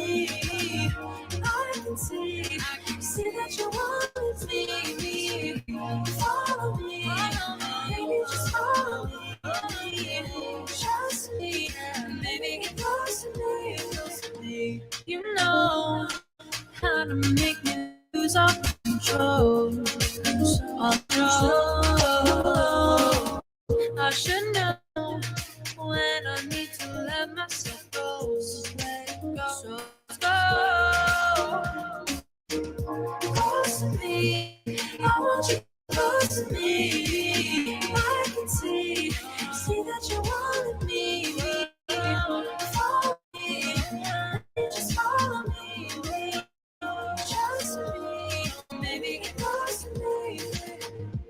I'm not the same. I'm not the same. I'm not the same person anymore. I'm not the same. I'm not the same.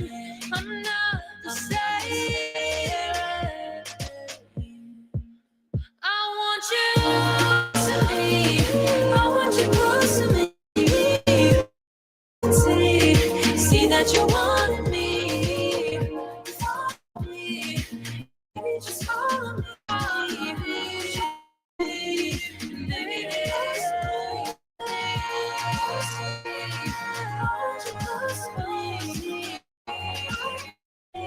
see that you wanted me. Follow me, baby, just follow me. Trust me, baby.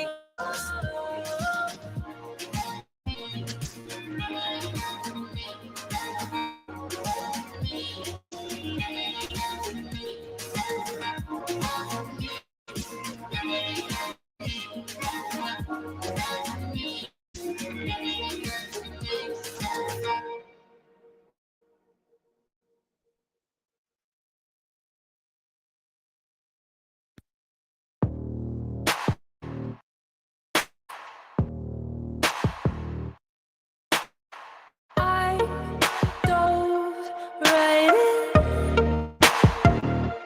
dipping a parachute, fell right through, hit the water hard, moving too fast, spiraling out of control, was touch and go, went a little far.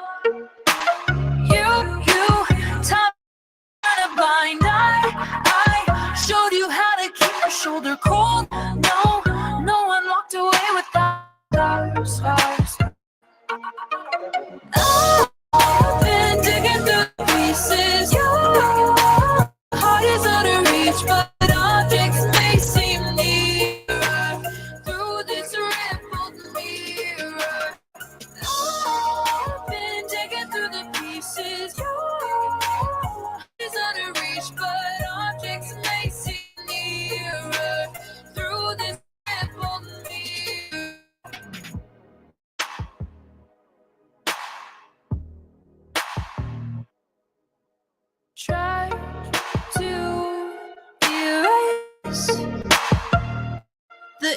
left upon my chest. I test. I don't really wanna forget you taught me how to turn a blind eye. I showed you how to keep your shoulder cold. No one walked away without a scar. I've been digging through the pieces. Your heart is out of reach, but objects may seem nearer through this rippled mirror. I've been digging through the pieces. Your heart is out of reach, but objects may seem nearer through this rippled mirror. You taught me how to turn a blind eye. I showed you how to keep a shoulder cold. No one walked away without a scar. I've been digging through the pieces. Your heart is out of reach, but objects may seem nearer through this rippled mirror. I've been digging through the pieces. Your heart is out of reach, but objects may seem nearer through this rippled mirror.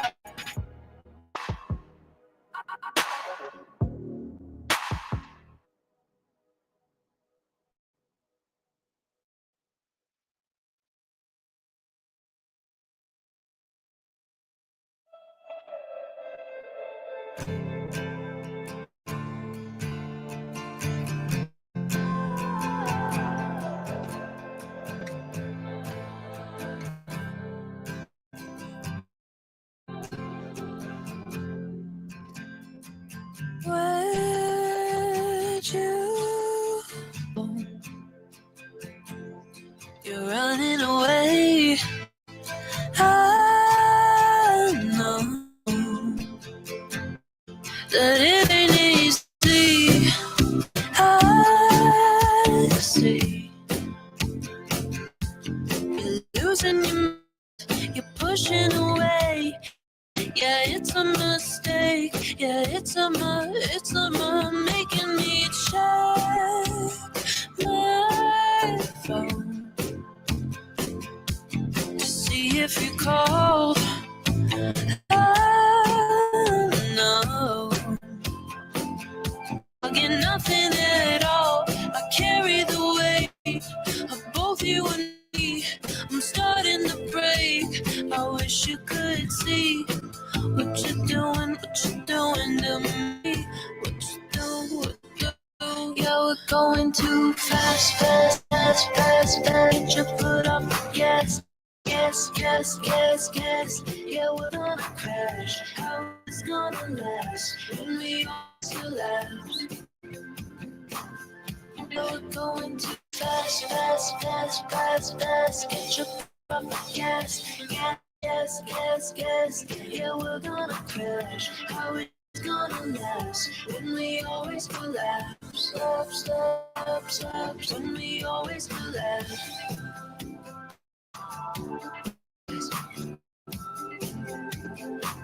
When we always throw me off of my game again. Never thought I would bend. You're making me soft. I'm starting to slip. You don't give a shit. It's starting to hurt.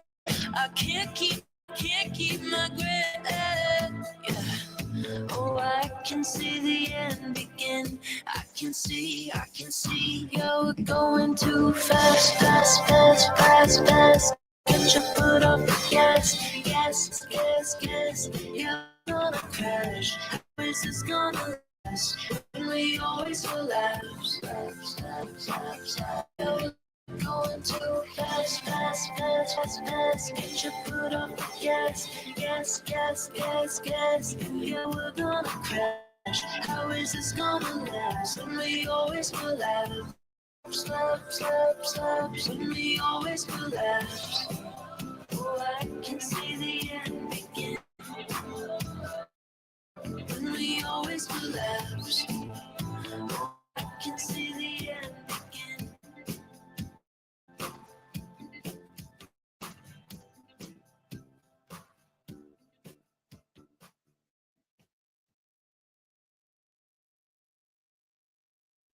Your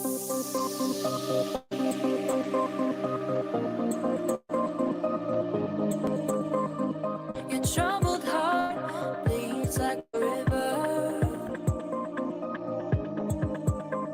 It's rushing towards the fields painted greener. It doesn't see the demons behind. Praying you getting close to the line, so they can get their hands on love and trade it off for silver. The curtain's nice, but what it hides is worse than sticks and stones. Before you climb the fence tonight, look through the microscope. Better the devil you know. Better the devil you know. Better the devil you know. Better the devil you know. Your nervous mind is crawling rivers. You're standing right in the eye of a blizzard. You're inches from a shelter, so near to warmth of a home in a chandelier. Shining down its light on love, wishing you'd be closer. The curtain's nice, but what it hides is worse than sticks and stones. Before you climb the fence tonight, look through the microscope. Better the devil you know. Better the devil you know. Better the devil you know. Better the devil you know.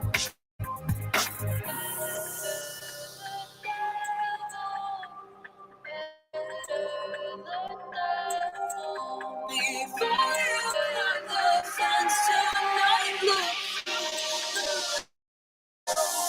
Better the devil you know. Better the devil you know. Better the devil you know. Better the devil you know.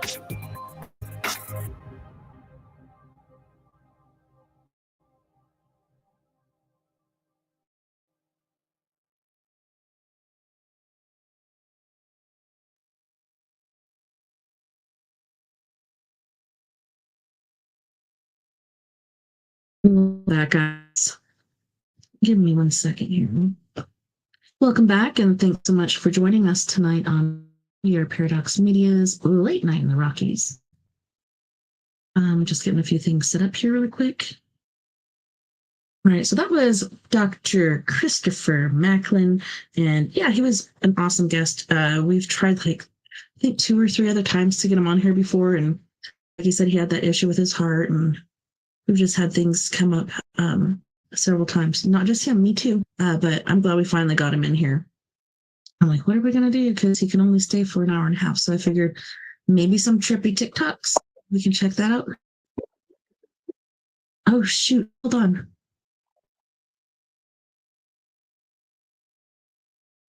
I didn't even press play on that. Hopefully this works out because I had a hard time getting the internet to work, period, tonight. Like, man, it's just a conspiracy. Every time I try to have them on, there's issues. Okay, let me go ahead and share a page or share here. Present.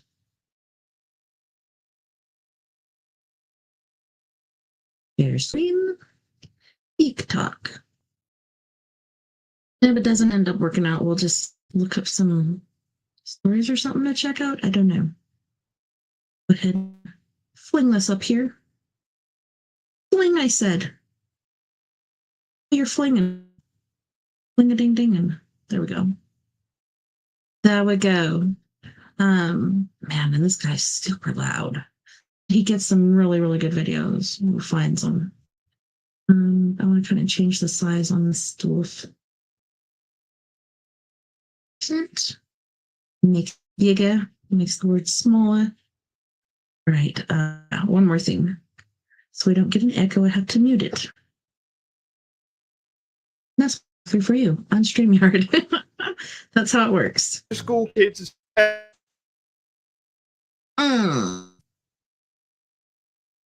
And I might have to try to switch over to a different internet. This does not work. I haven't paid my internet. It's not due till the 11th. I paid it tonight to see, like, is that going to help? I don't know if it's like storms coming through or what. Maybe.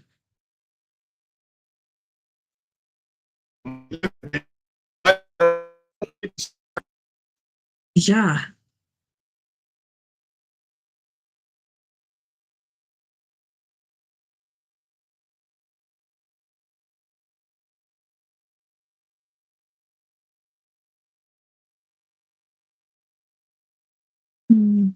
It shows full towers too. Try switching it over to the other internet, then it's probably going to shut off on us full gold. Full gold. Come on, work. I'm so tempted to do it. Starting. Yeah, I'm hopping in and out too. What the crock? Honey.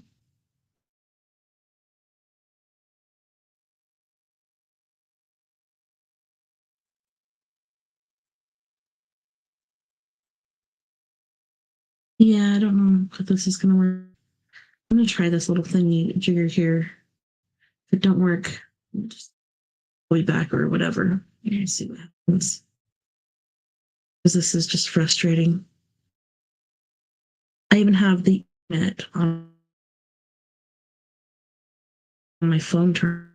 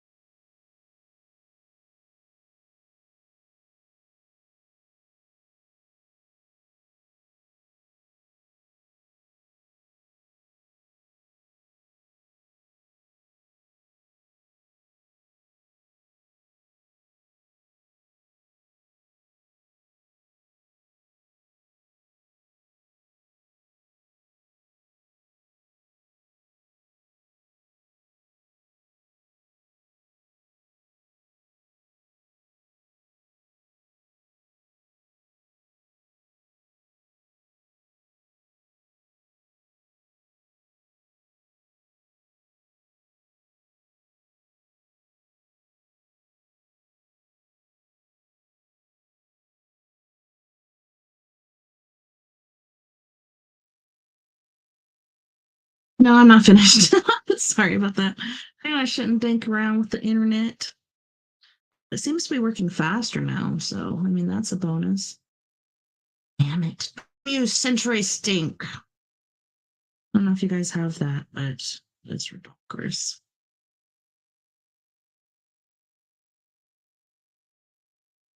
Let's see. How do we print that? Represent.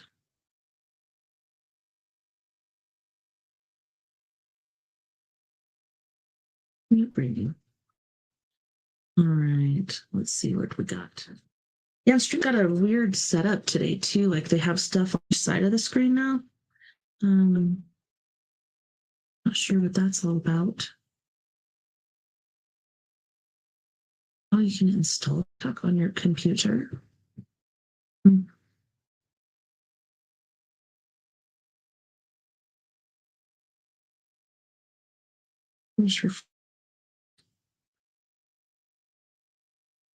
All right.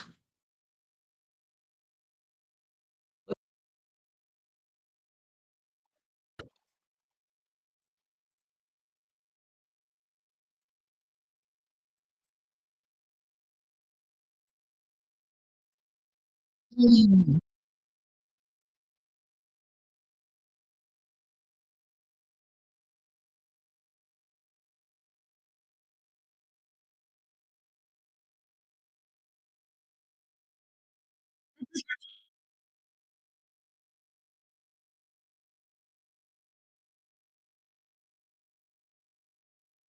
Next Granny's nest of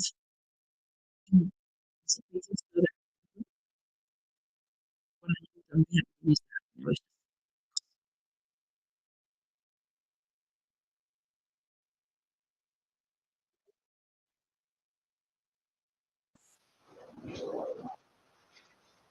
Mhm. That looks like that nanotech stuff.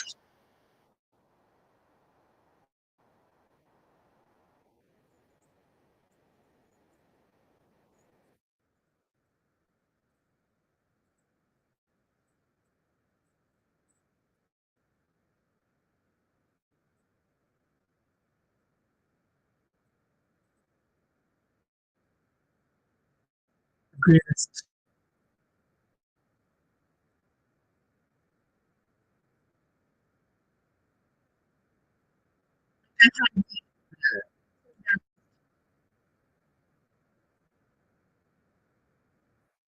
I don't know about you, but I didn't watch this. I've just seen like the outtakes and stuff. So I don't know. Let me know in the comments. Should I watch it or not? I think I'm good just on the outtakes because I don't like long-winded speeches.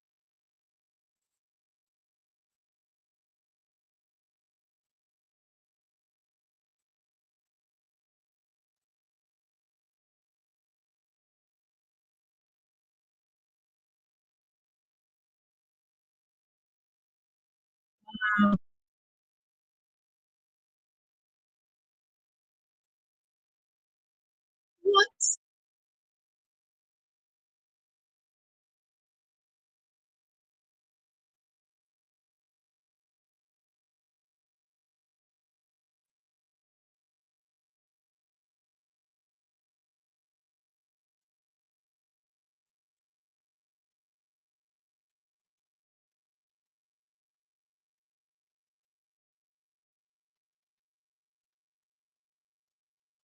Oh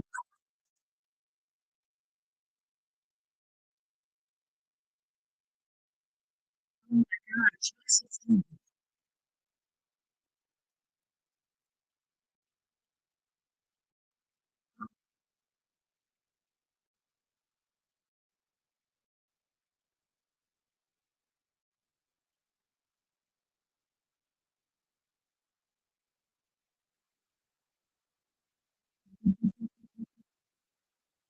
Mhm.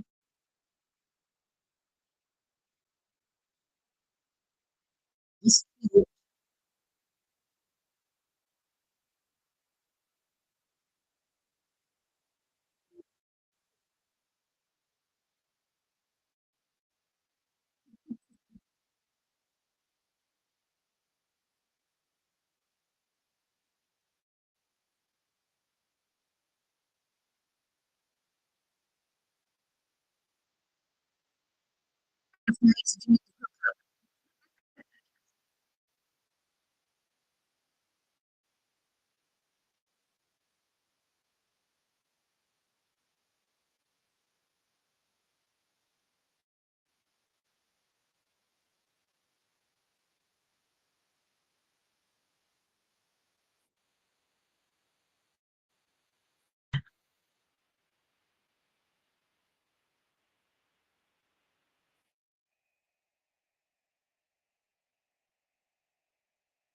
I don't even know who you are.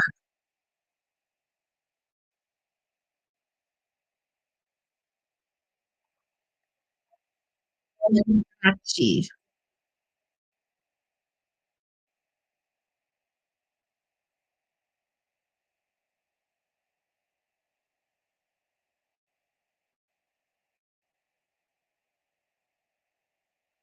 Yeah.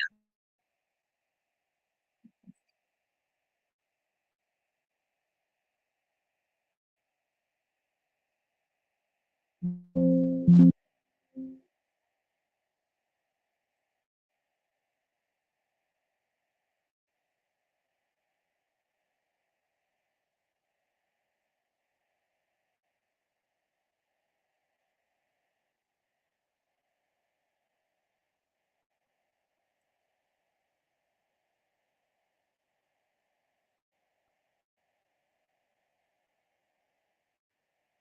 that's my favorite tiger.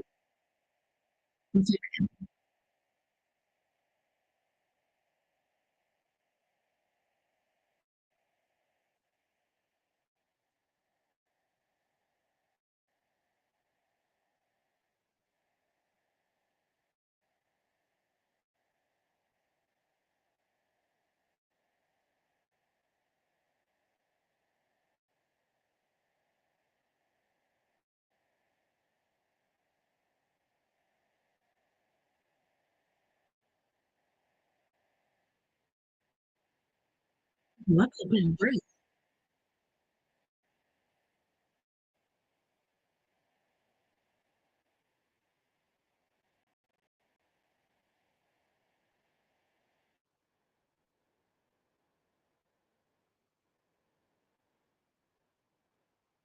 Wait, pronounce this?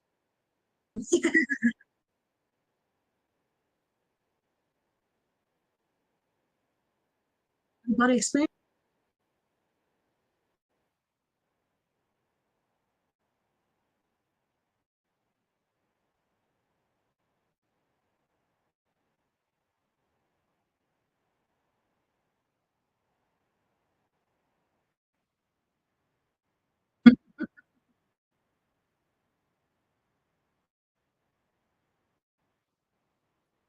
Nice. I need some.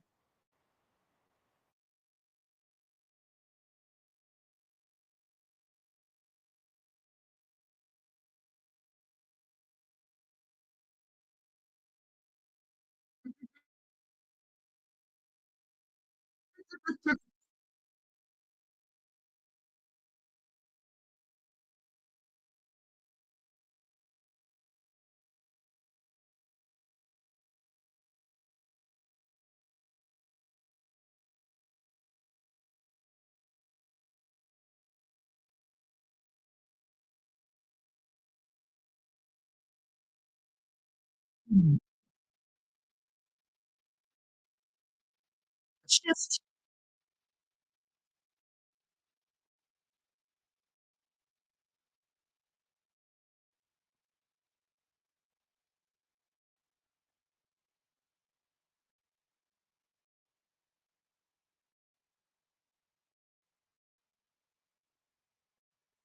Sheeple?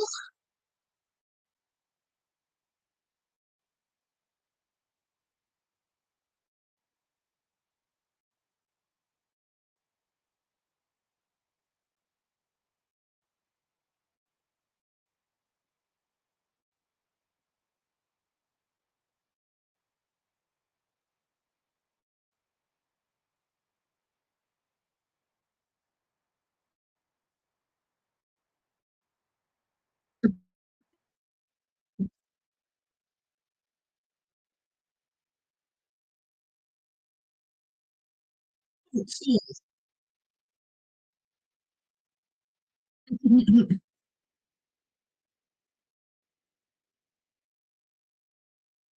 did.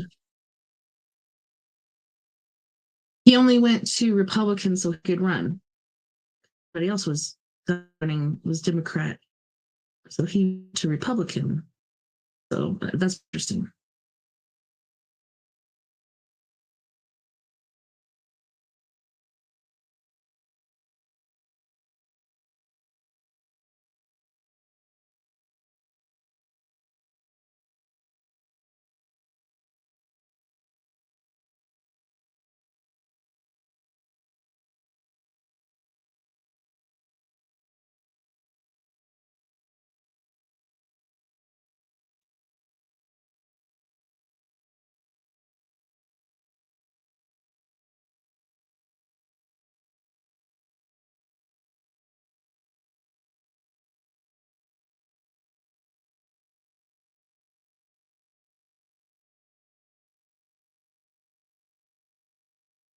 Hey, it's a waste of energy.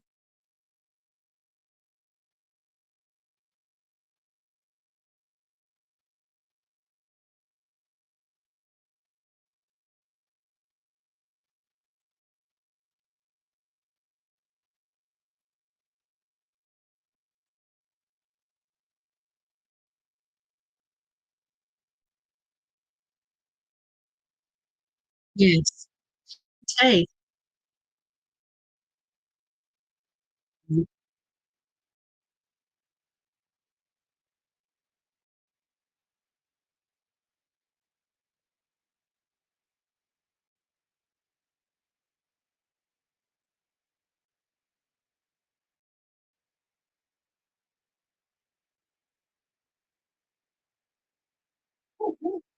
The same.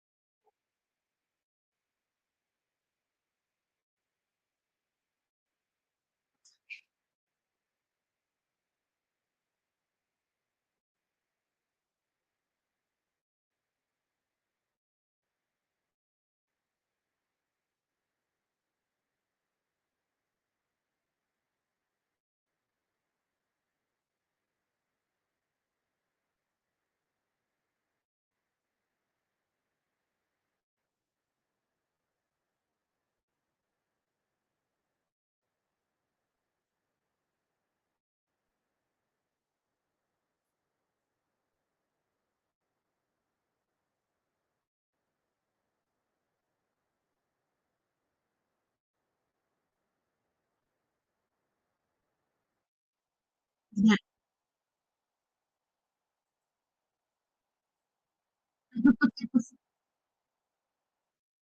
Me and my best friend are constantly exchanging middle fingers and nephews. We've done that since we were like 15 or 16. Yeah. The middle fingers are one of our really good friends.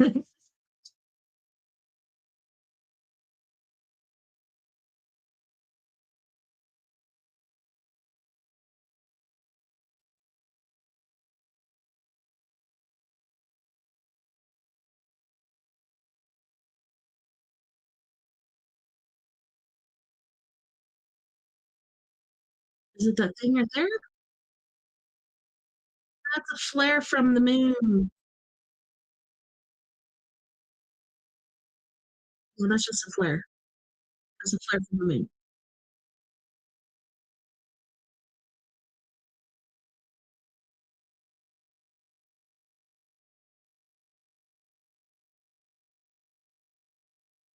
Nap shizzle. Sizzle.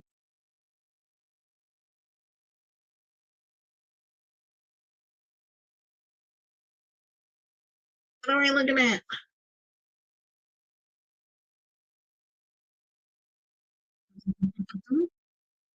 What's it gonna be?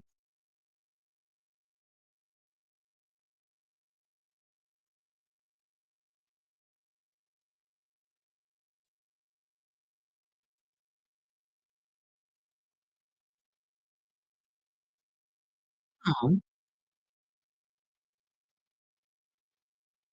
and she also got a southern accent at the same time. Yeah.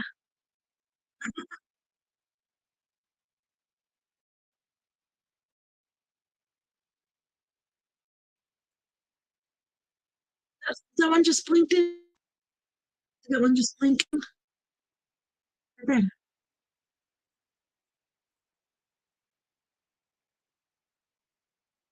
I don't know. I saw a light in between the moon and that thing that's not a star or something.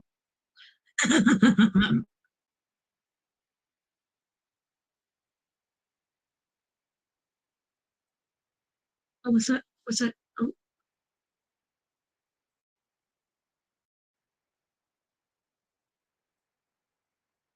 hell moon. Hell moon.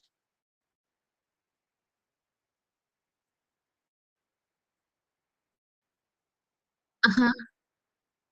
Yes. Indeed.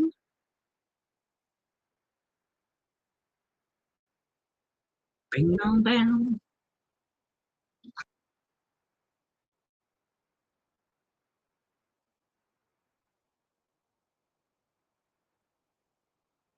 I see.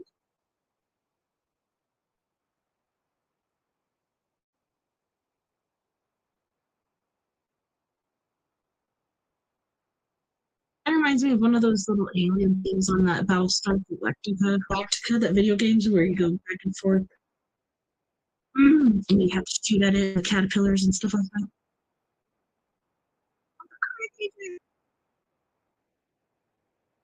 that.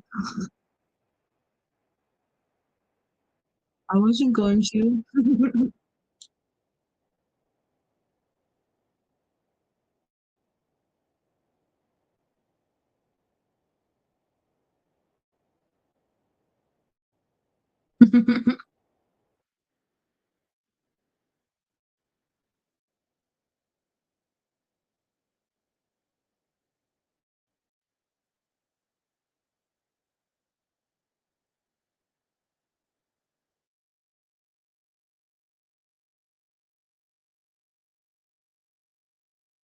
The story time last weekend, I was reading this book called Nuns in the Occult, The Dark Reign, blah, blah, blah. It's not saying anything nice or, uh, you know, boasting or anything about the regime. But I even said at the beginning of each section, so we got 3 sections of the show, right? For entertainment purposes only, for educational purposes only. This is not, we don't support these, but they still grounded me that the show was not on Facebook today. Not even my Four Corners Paranormal. So I'm going to try next time to do my regular page one, but I doubt it's going to let me. But I did appeal it.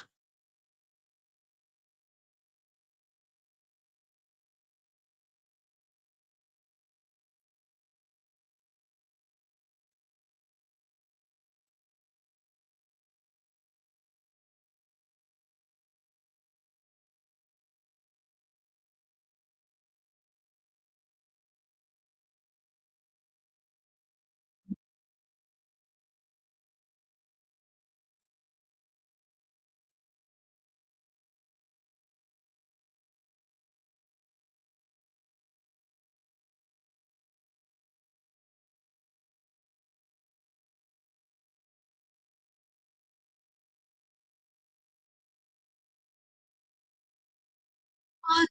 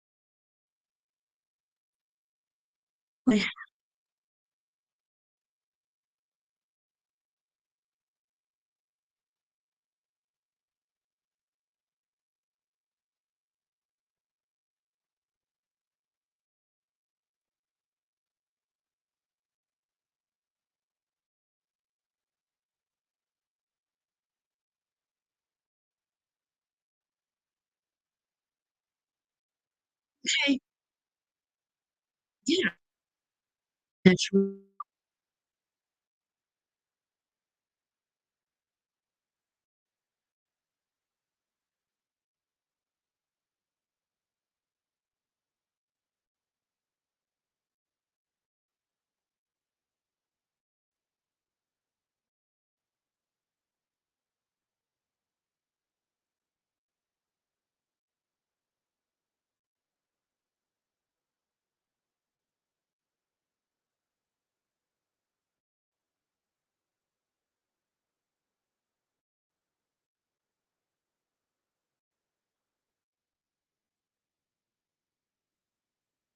nice.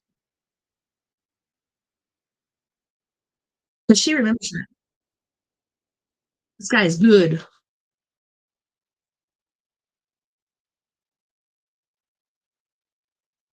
You just said telling parties.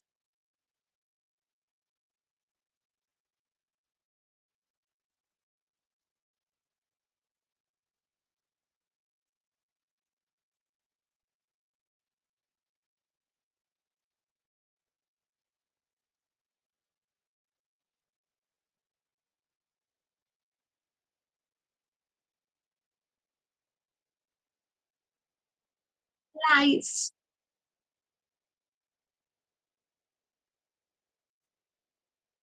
Do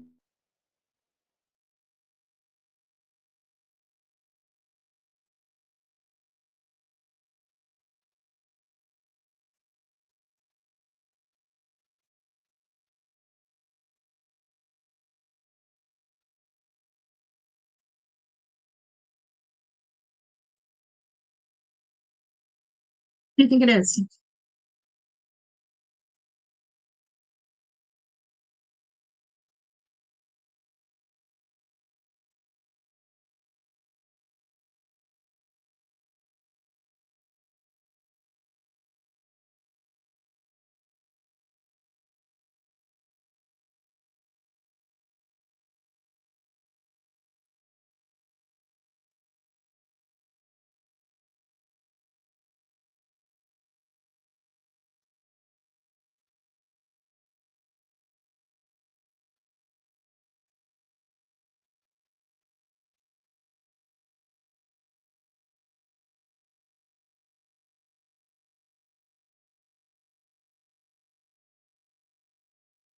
That.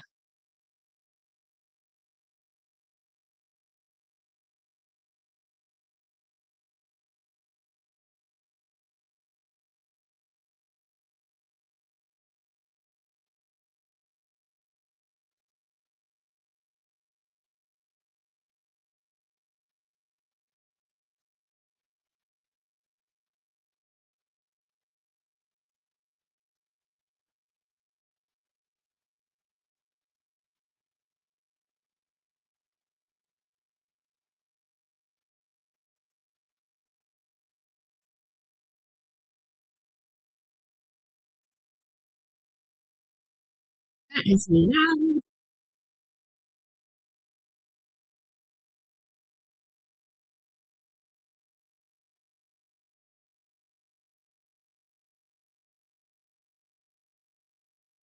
Balloon in my room.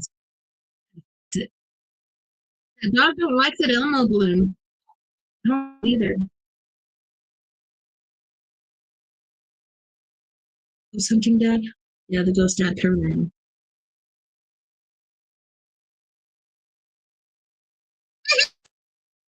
Oh, Elmo. You're freaking me out. It's like, how do you fake that?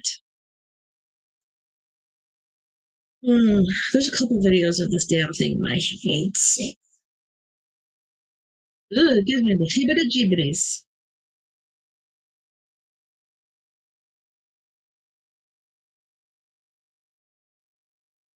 Maybe.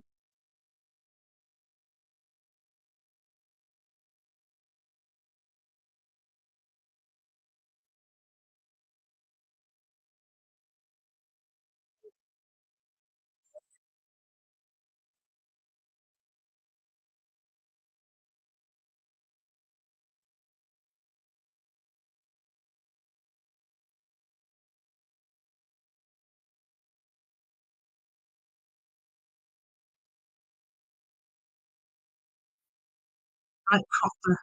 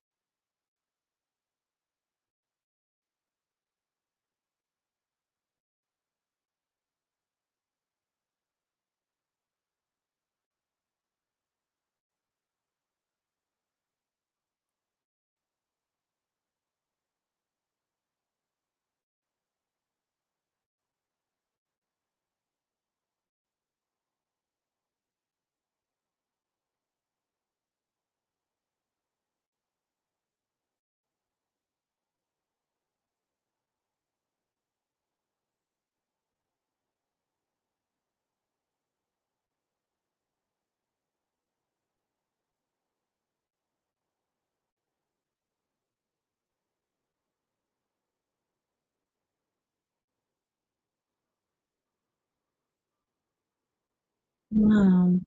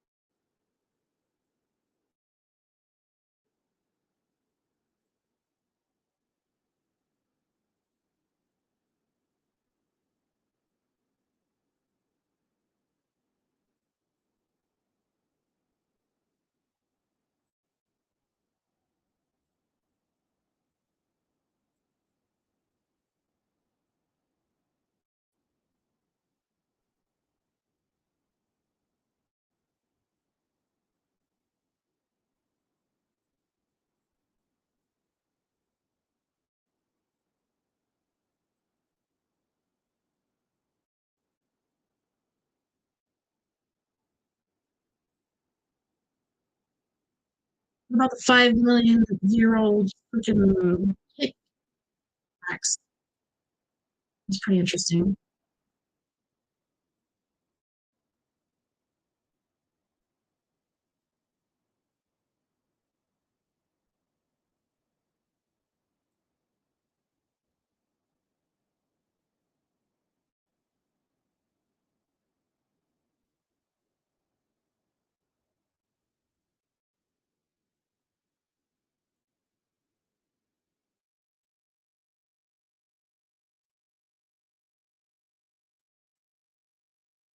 Look at how badly the sicko has aged. Like, seriously. I used to enjoy watching camp and space stuff, but there was always something about them. Like, when you know there's something about somebody, but you can't really put a finger on it.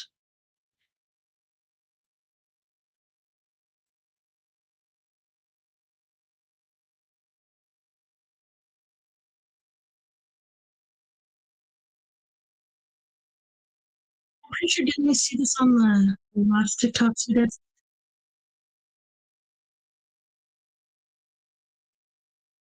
Yeah, I'm pretty sure we did.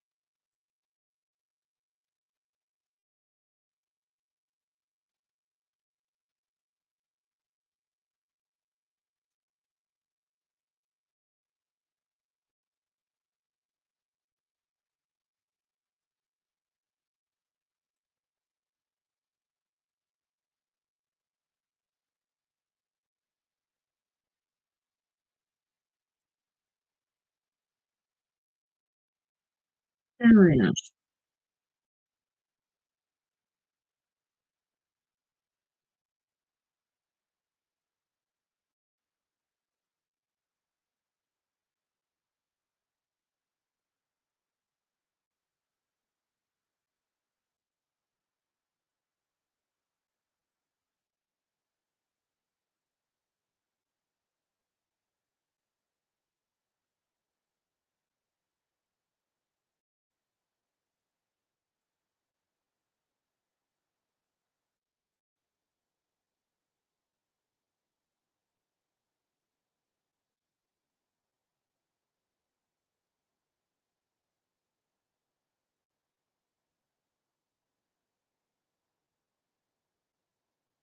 Nope.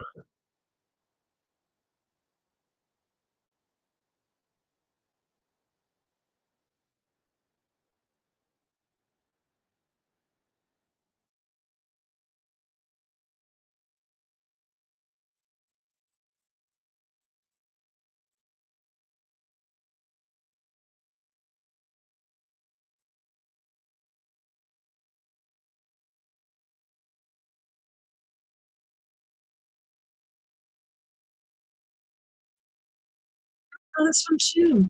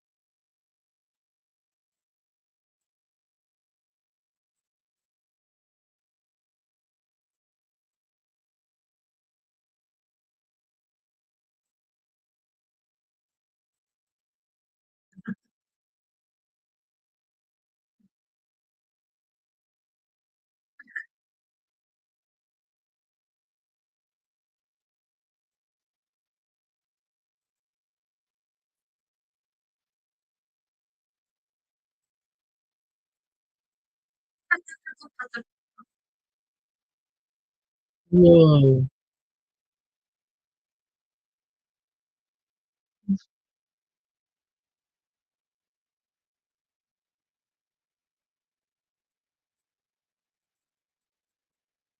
This guy's cracking me up.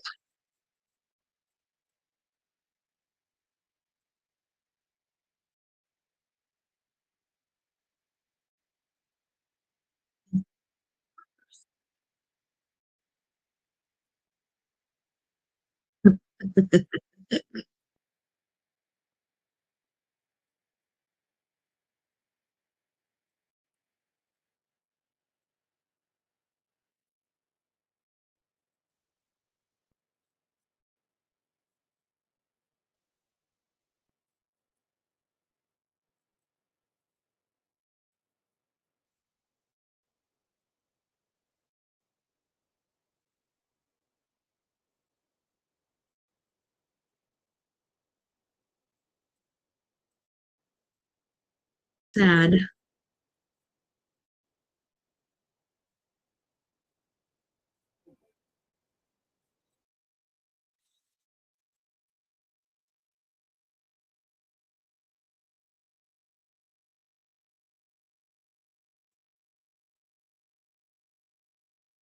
No.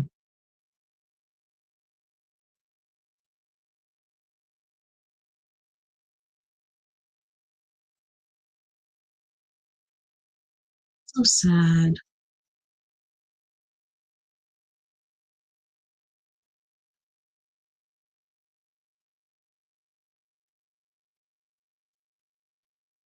How could they have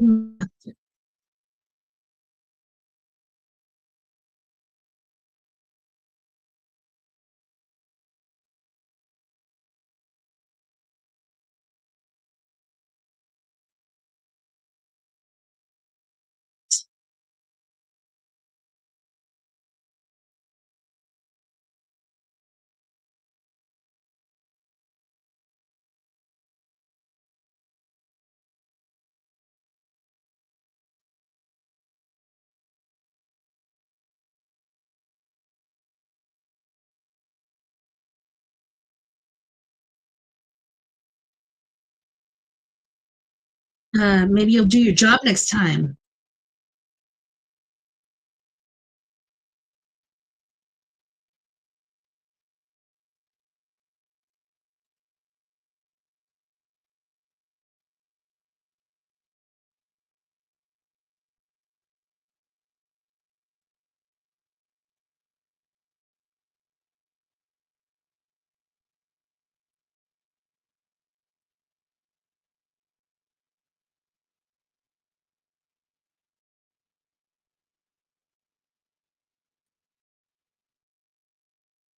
Go check that storage spot too. Definitely.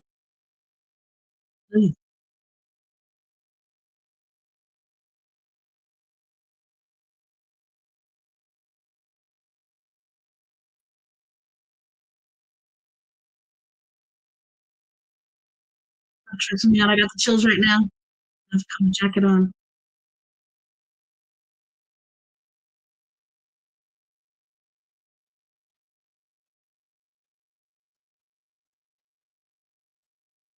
Oh,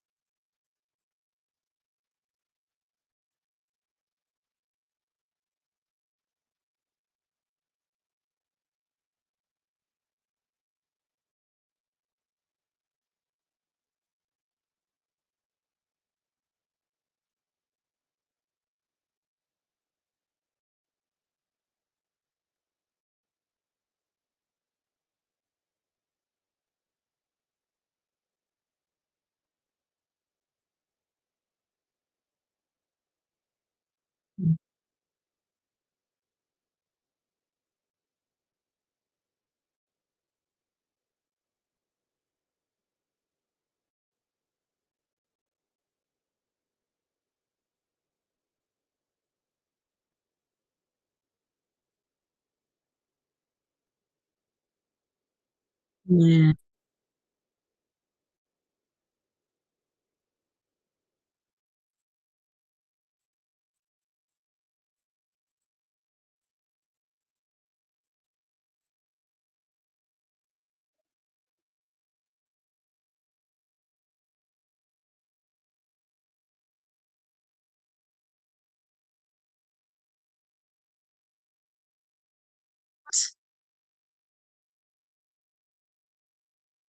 Oh my gosh.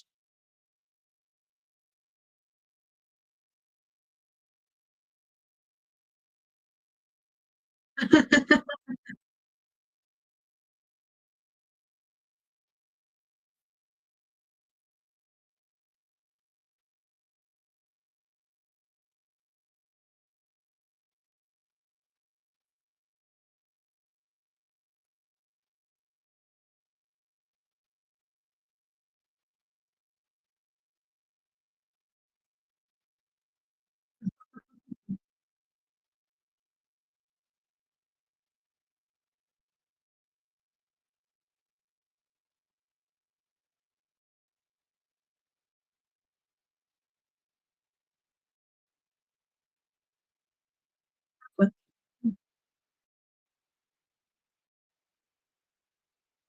Tabadoo.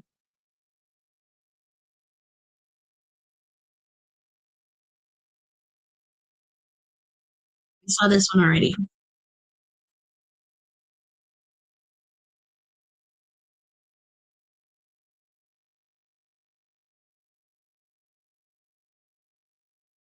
I'm from Appalachia.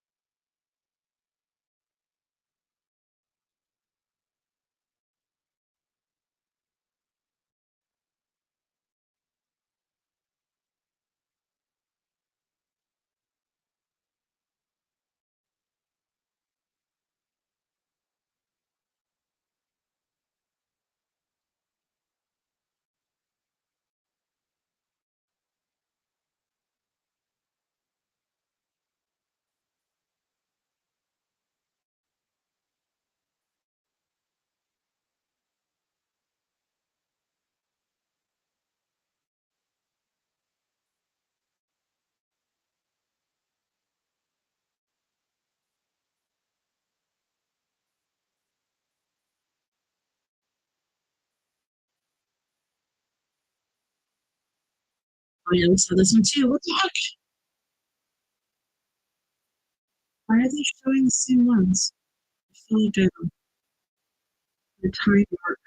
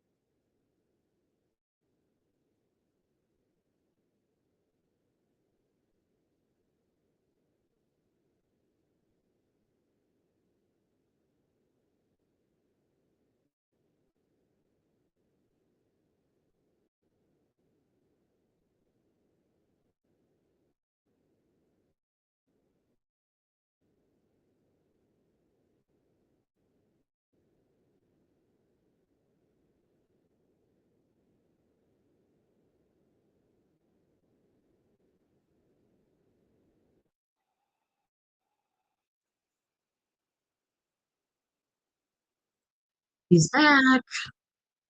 Ugh.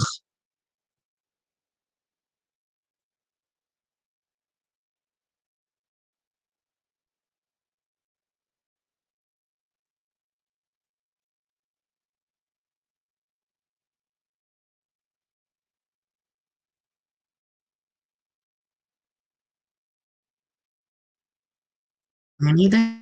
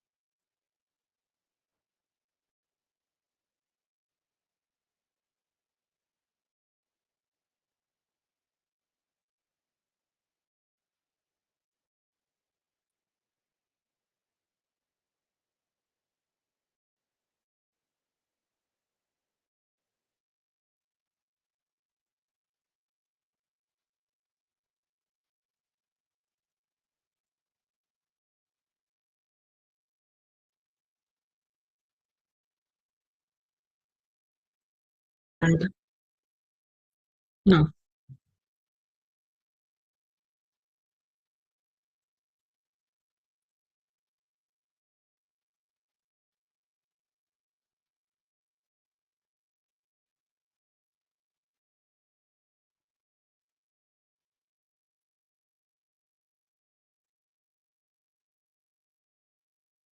But yeah, if you don't know, Casey Anthony is back. I guess she's on TikTok and stuff. It's like if I were her, I wouldn't try to be on any social media.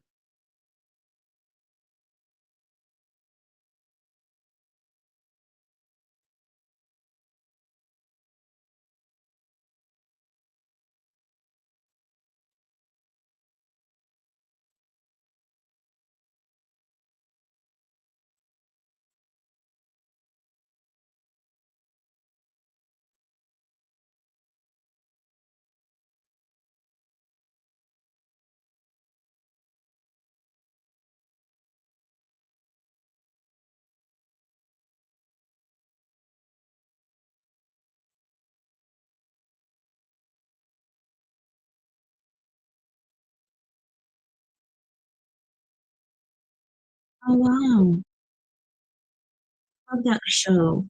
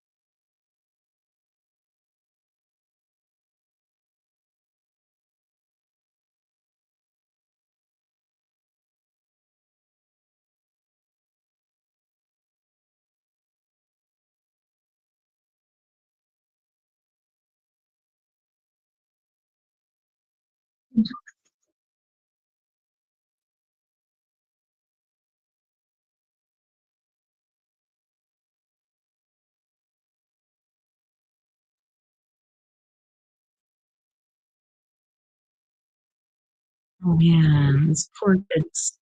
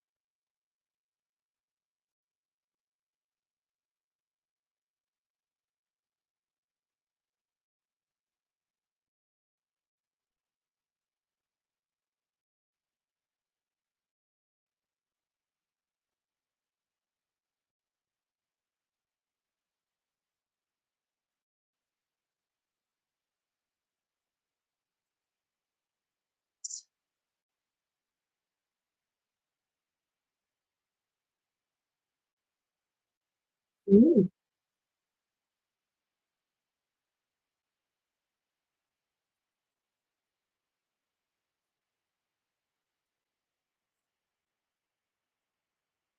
Aw.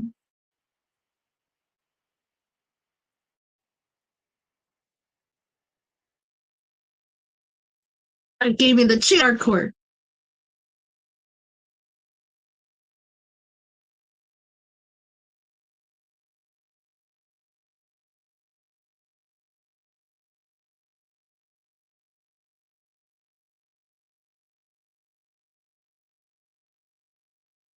That's pretty.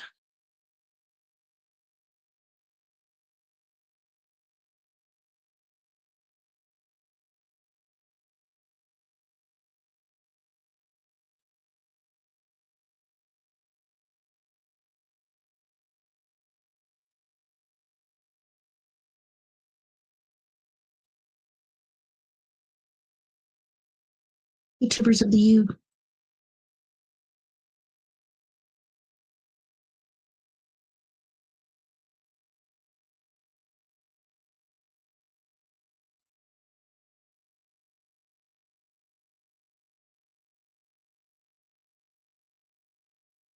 Mm.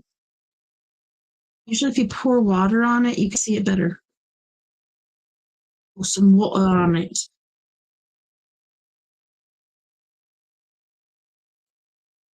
Wow.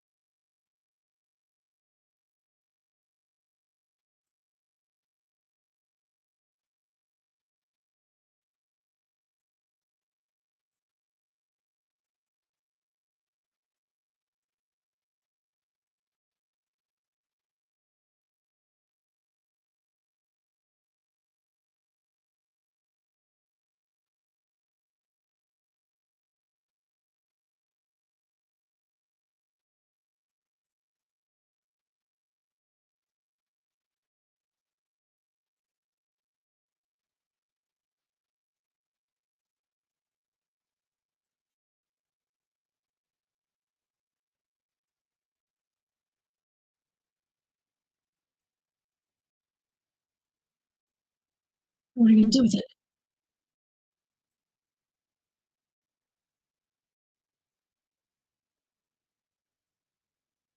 These lines are pretty interesting.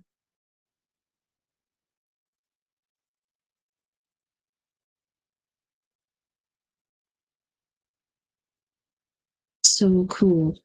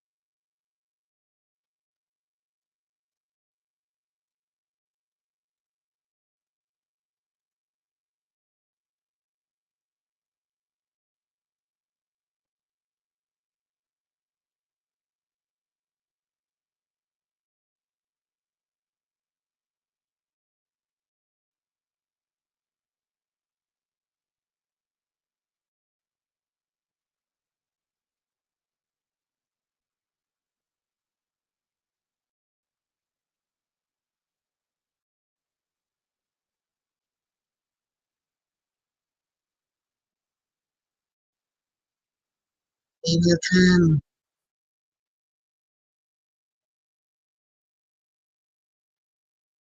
I don't know, mine's so creepy.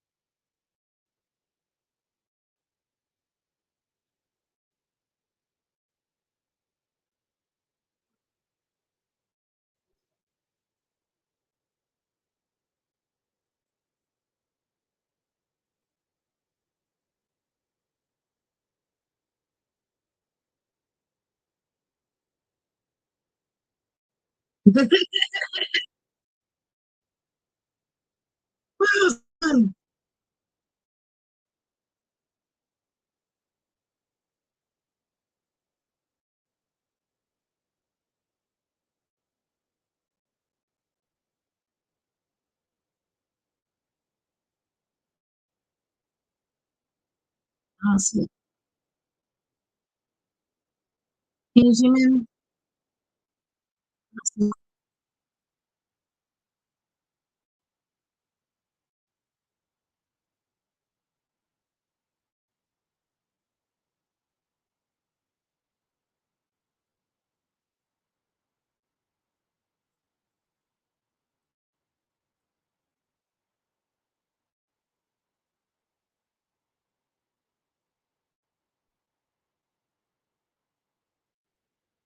I want a pair of those.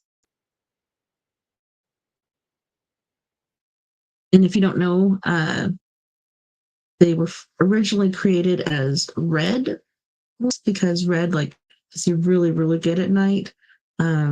Even when you're in the military, generally you'll use the red lens when you're walking around to get around and stuff. So you don't stand out so much as if you're using a regular lens. The green one's for if you're looking at a map. But yeah, uh, they got these quick because people in Vietnam were seeing demons flying around and stuff.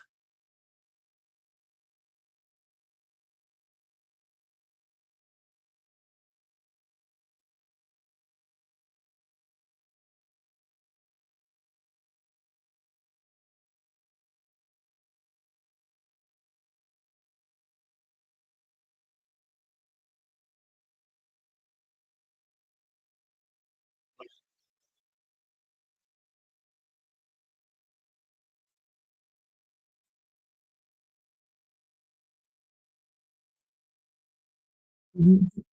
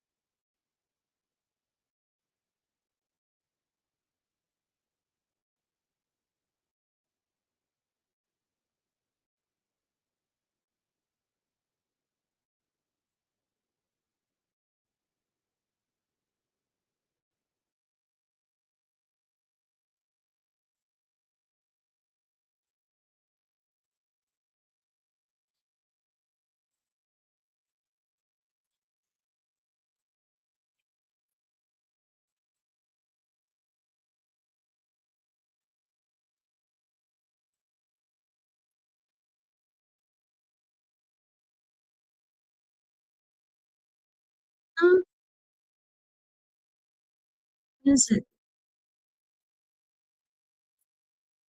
What is it?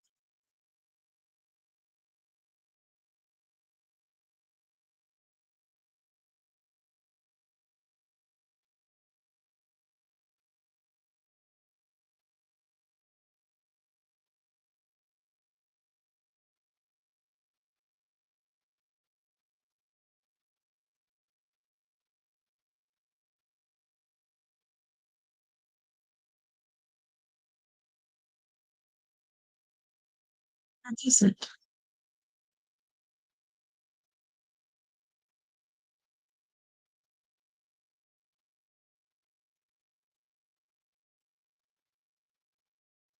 What?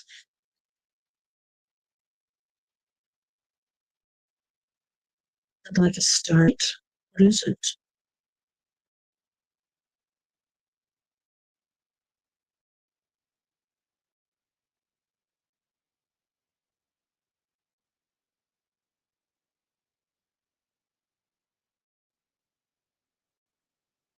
Huh.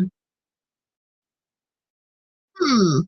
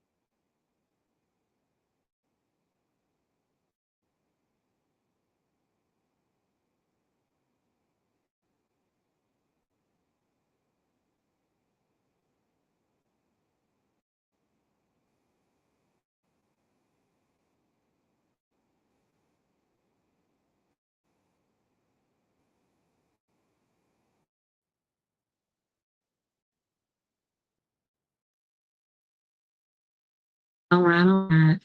And stop sharing that. We're gonna say it's the end of the show. I hope you guys caught Dr. Christopher Macklin. I guess it's just Dr. Christopher Macklin or Mr. Christopher Macklin, however you want to say it, but that was a pretty good portion of the show. Unfortunately, he could only stay for around 30 minutes, so we did that. And then we took one break and then we watched some trippy TikToks. But thanks so much for hanging out with me tonight. We are Paradox Media's Late Night in the Rockies. It was a pleasure hanging out with you. I don't know, that last one, I never heard that before, but that actually kind of makes sense. He wrote about what it was and then was like, well, maybe you should try it too. Ah, huh. That's interesting. Never heard that theory before. Anywho's, next weekend, what are you doing? Probably trippy TikToks on Saturday and then story time on Sunday. I might another book. I might just keep reading this one because it's gonna finish pretty quickly. And since we're grounded on Facebook anyways, then might as well just get over with because it's for informational and educational purposes only. It's not because we like Nazis or anything like that, but don't forget, you guys, we're all in this together. We can make the world a bit better. And together, my friends, we are Paradox Media because without you, there is no us. Till next time, 99, love and light. Take care of my yous. Don't take life too seriously and enjoy what you do. Hopefully, you're doing what you love. We'll see you next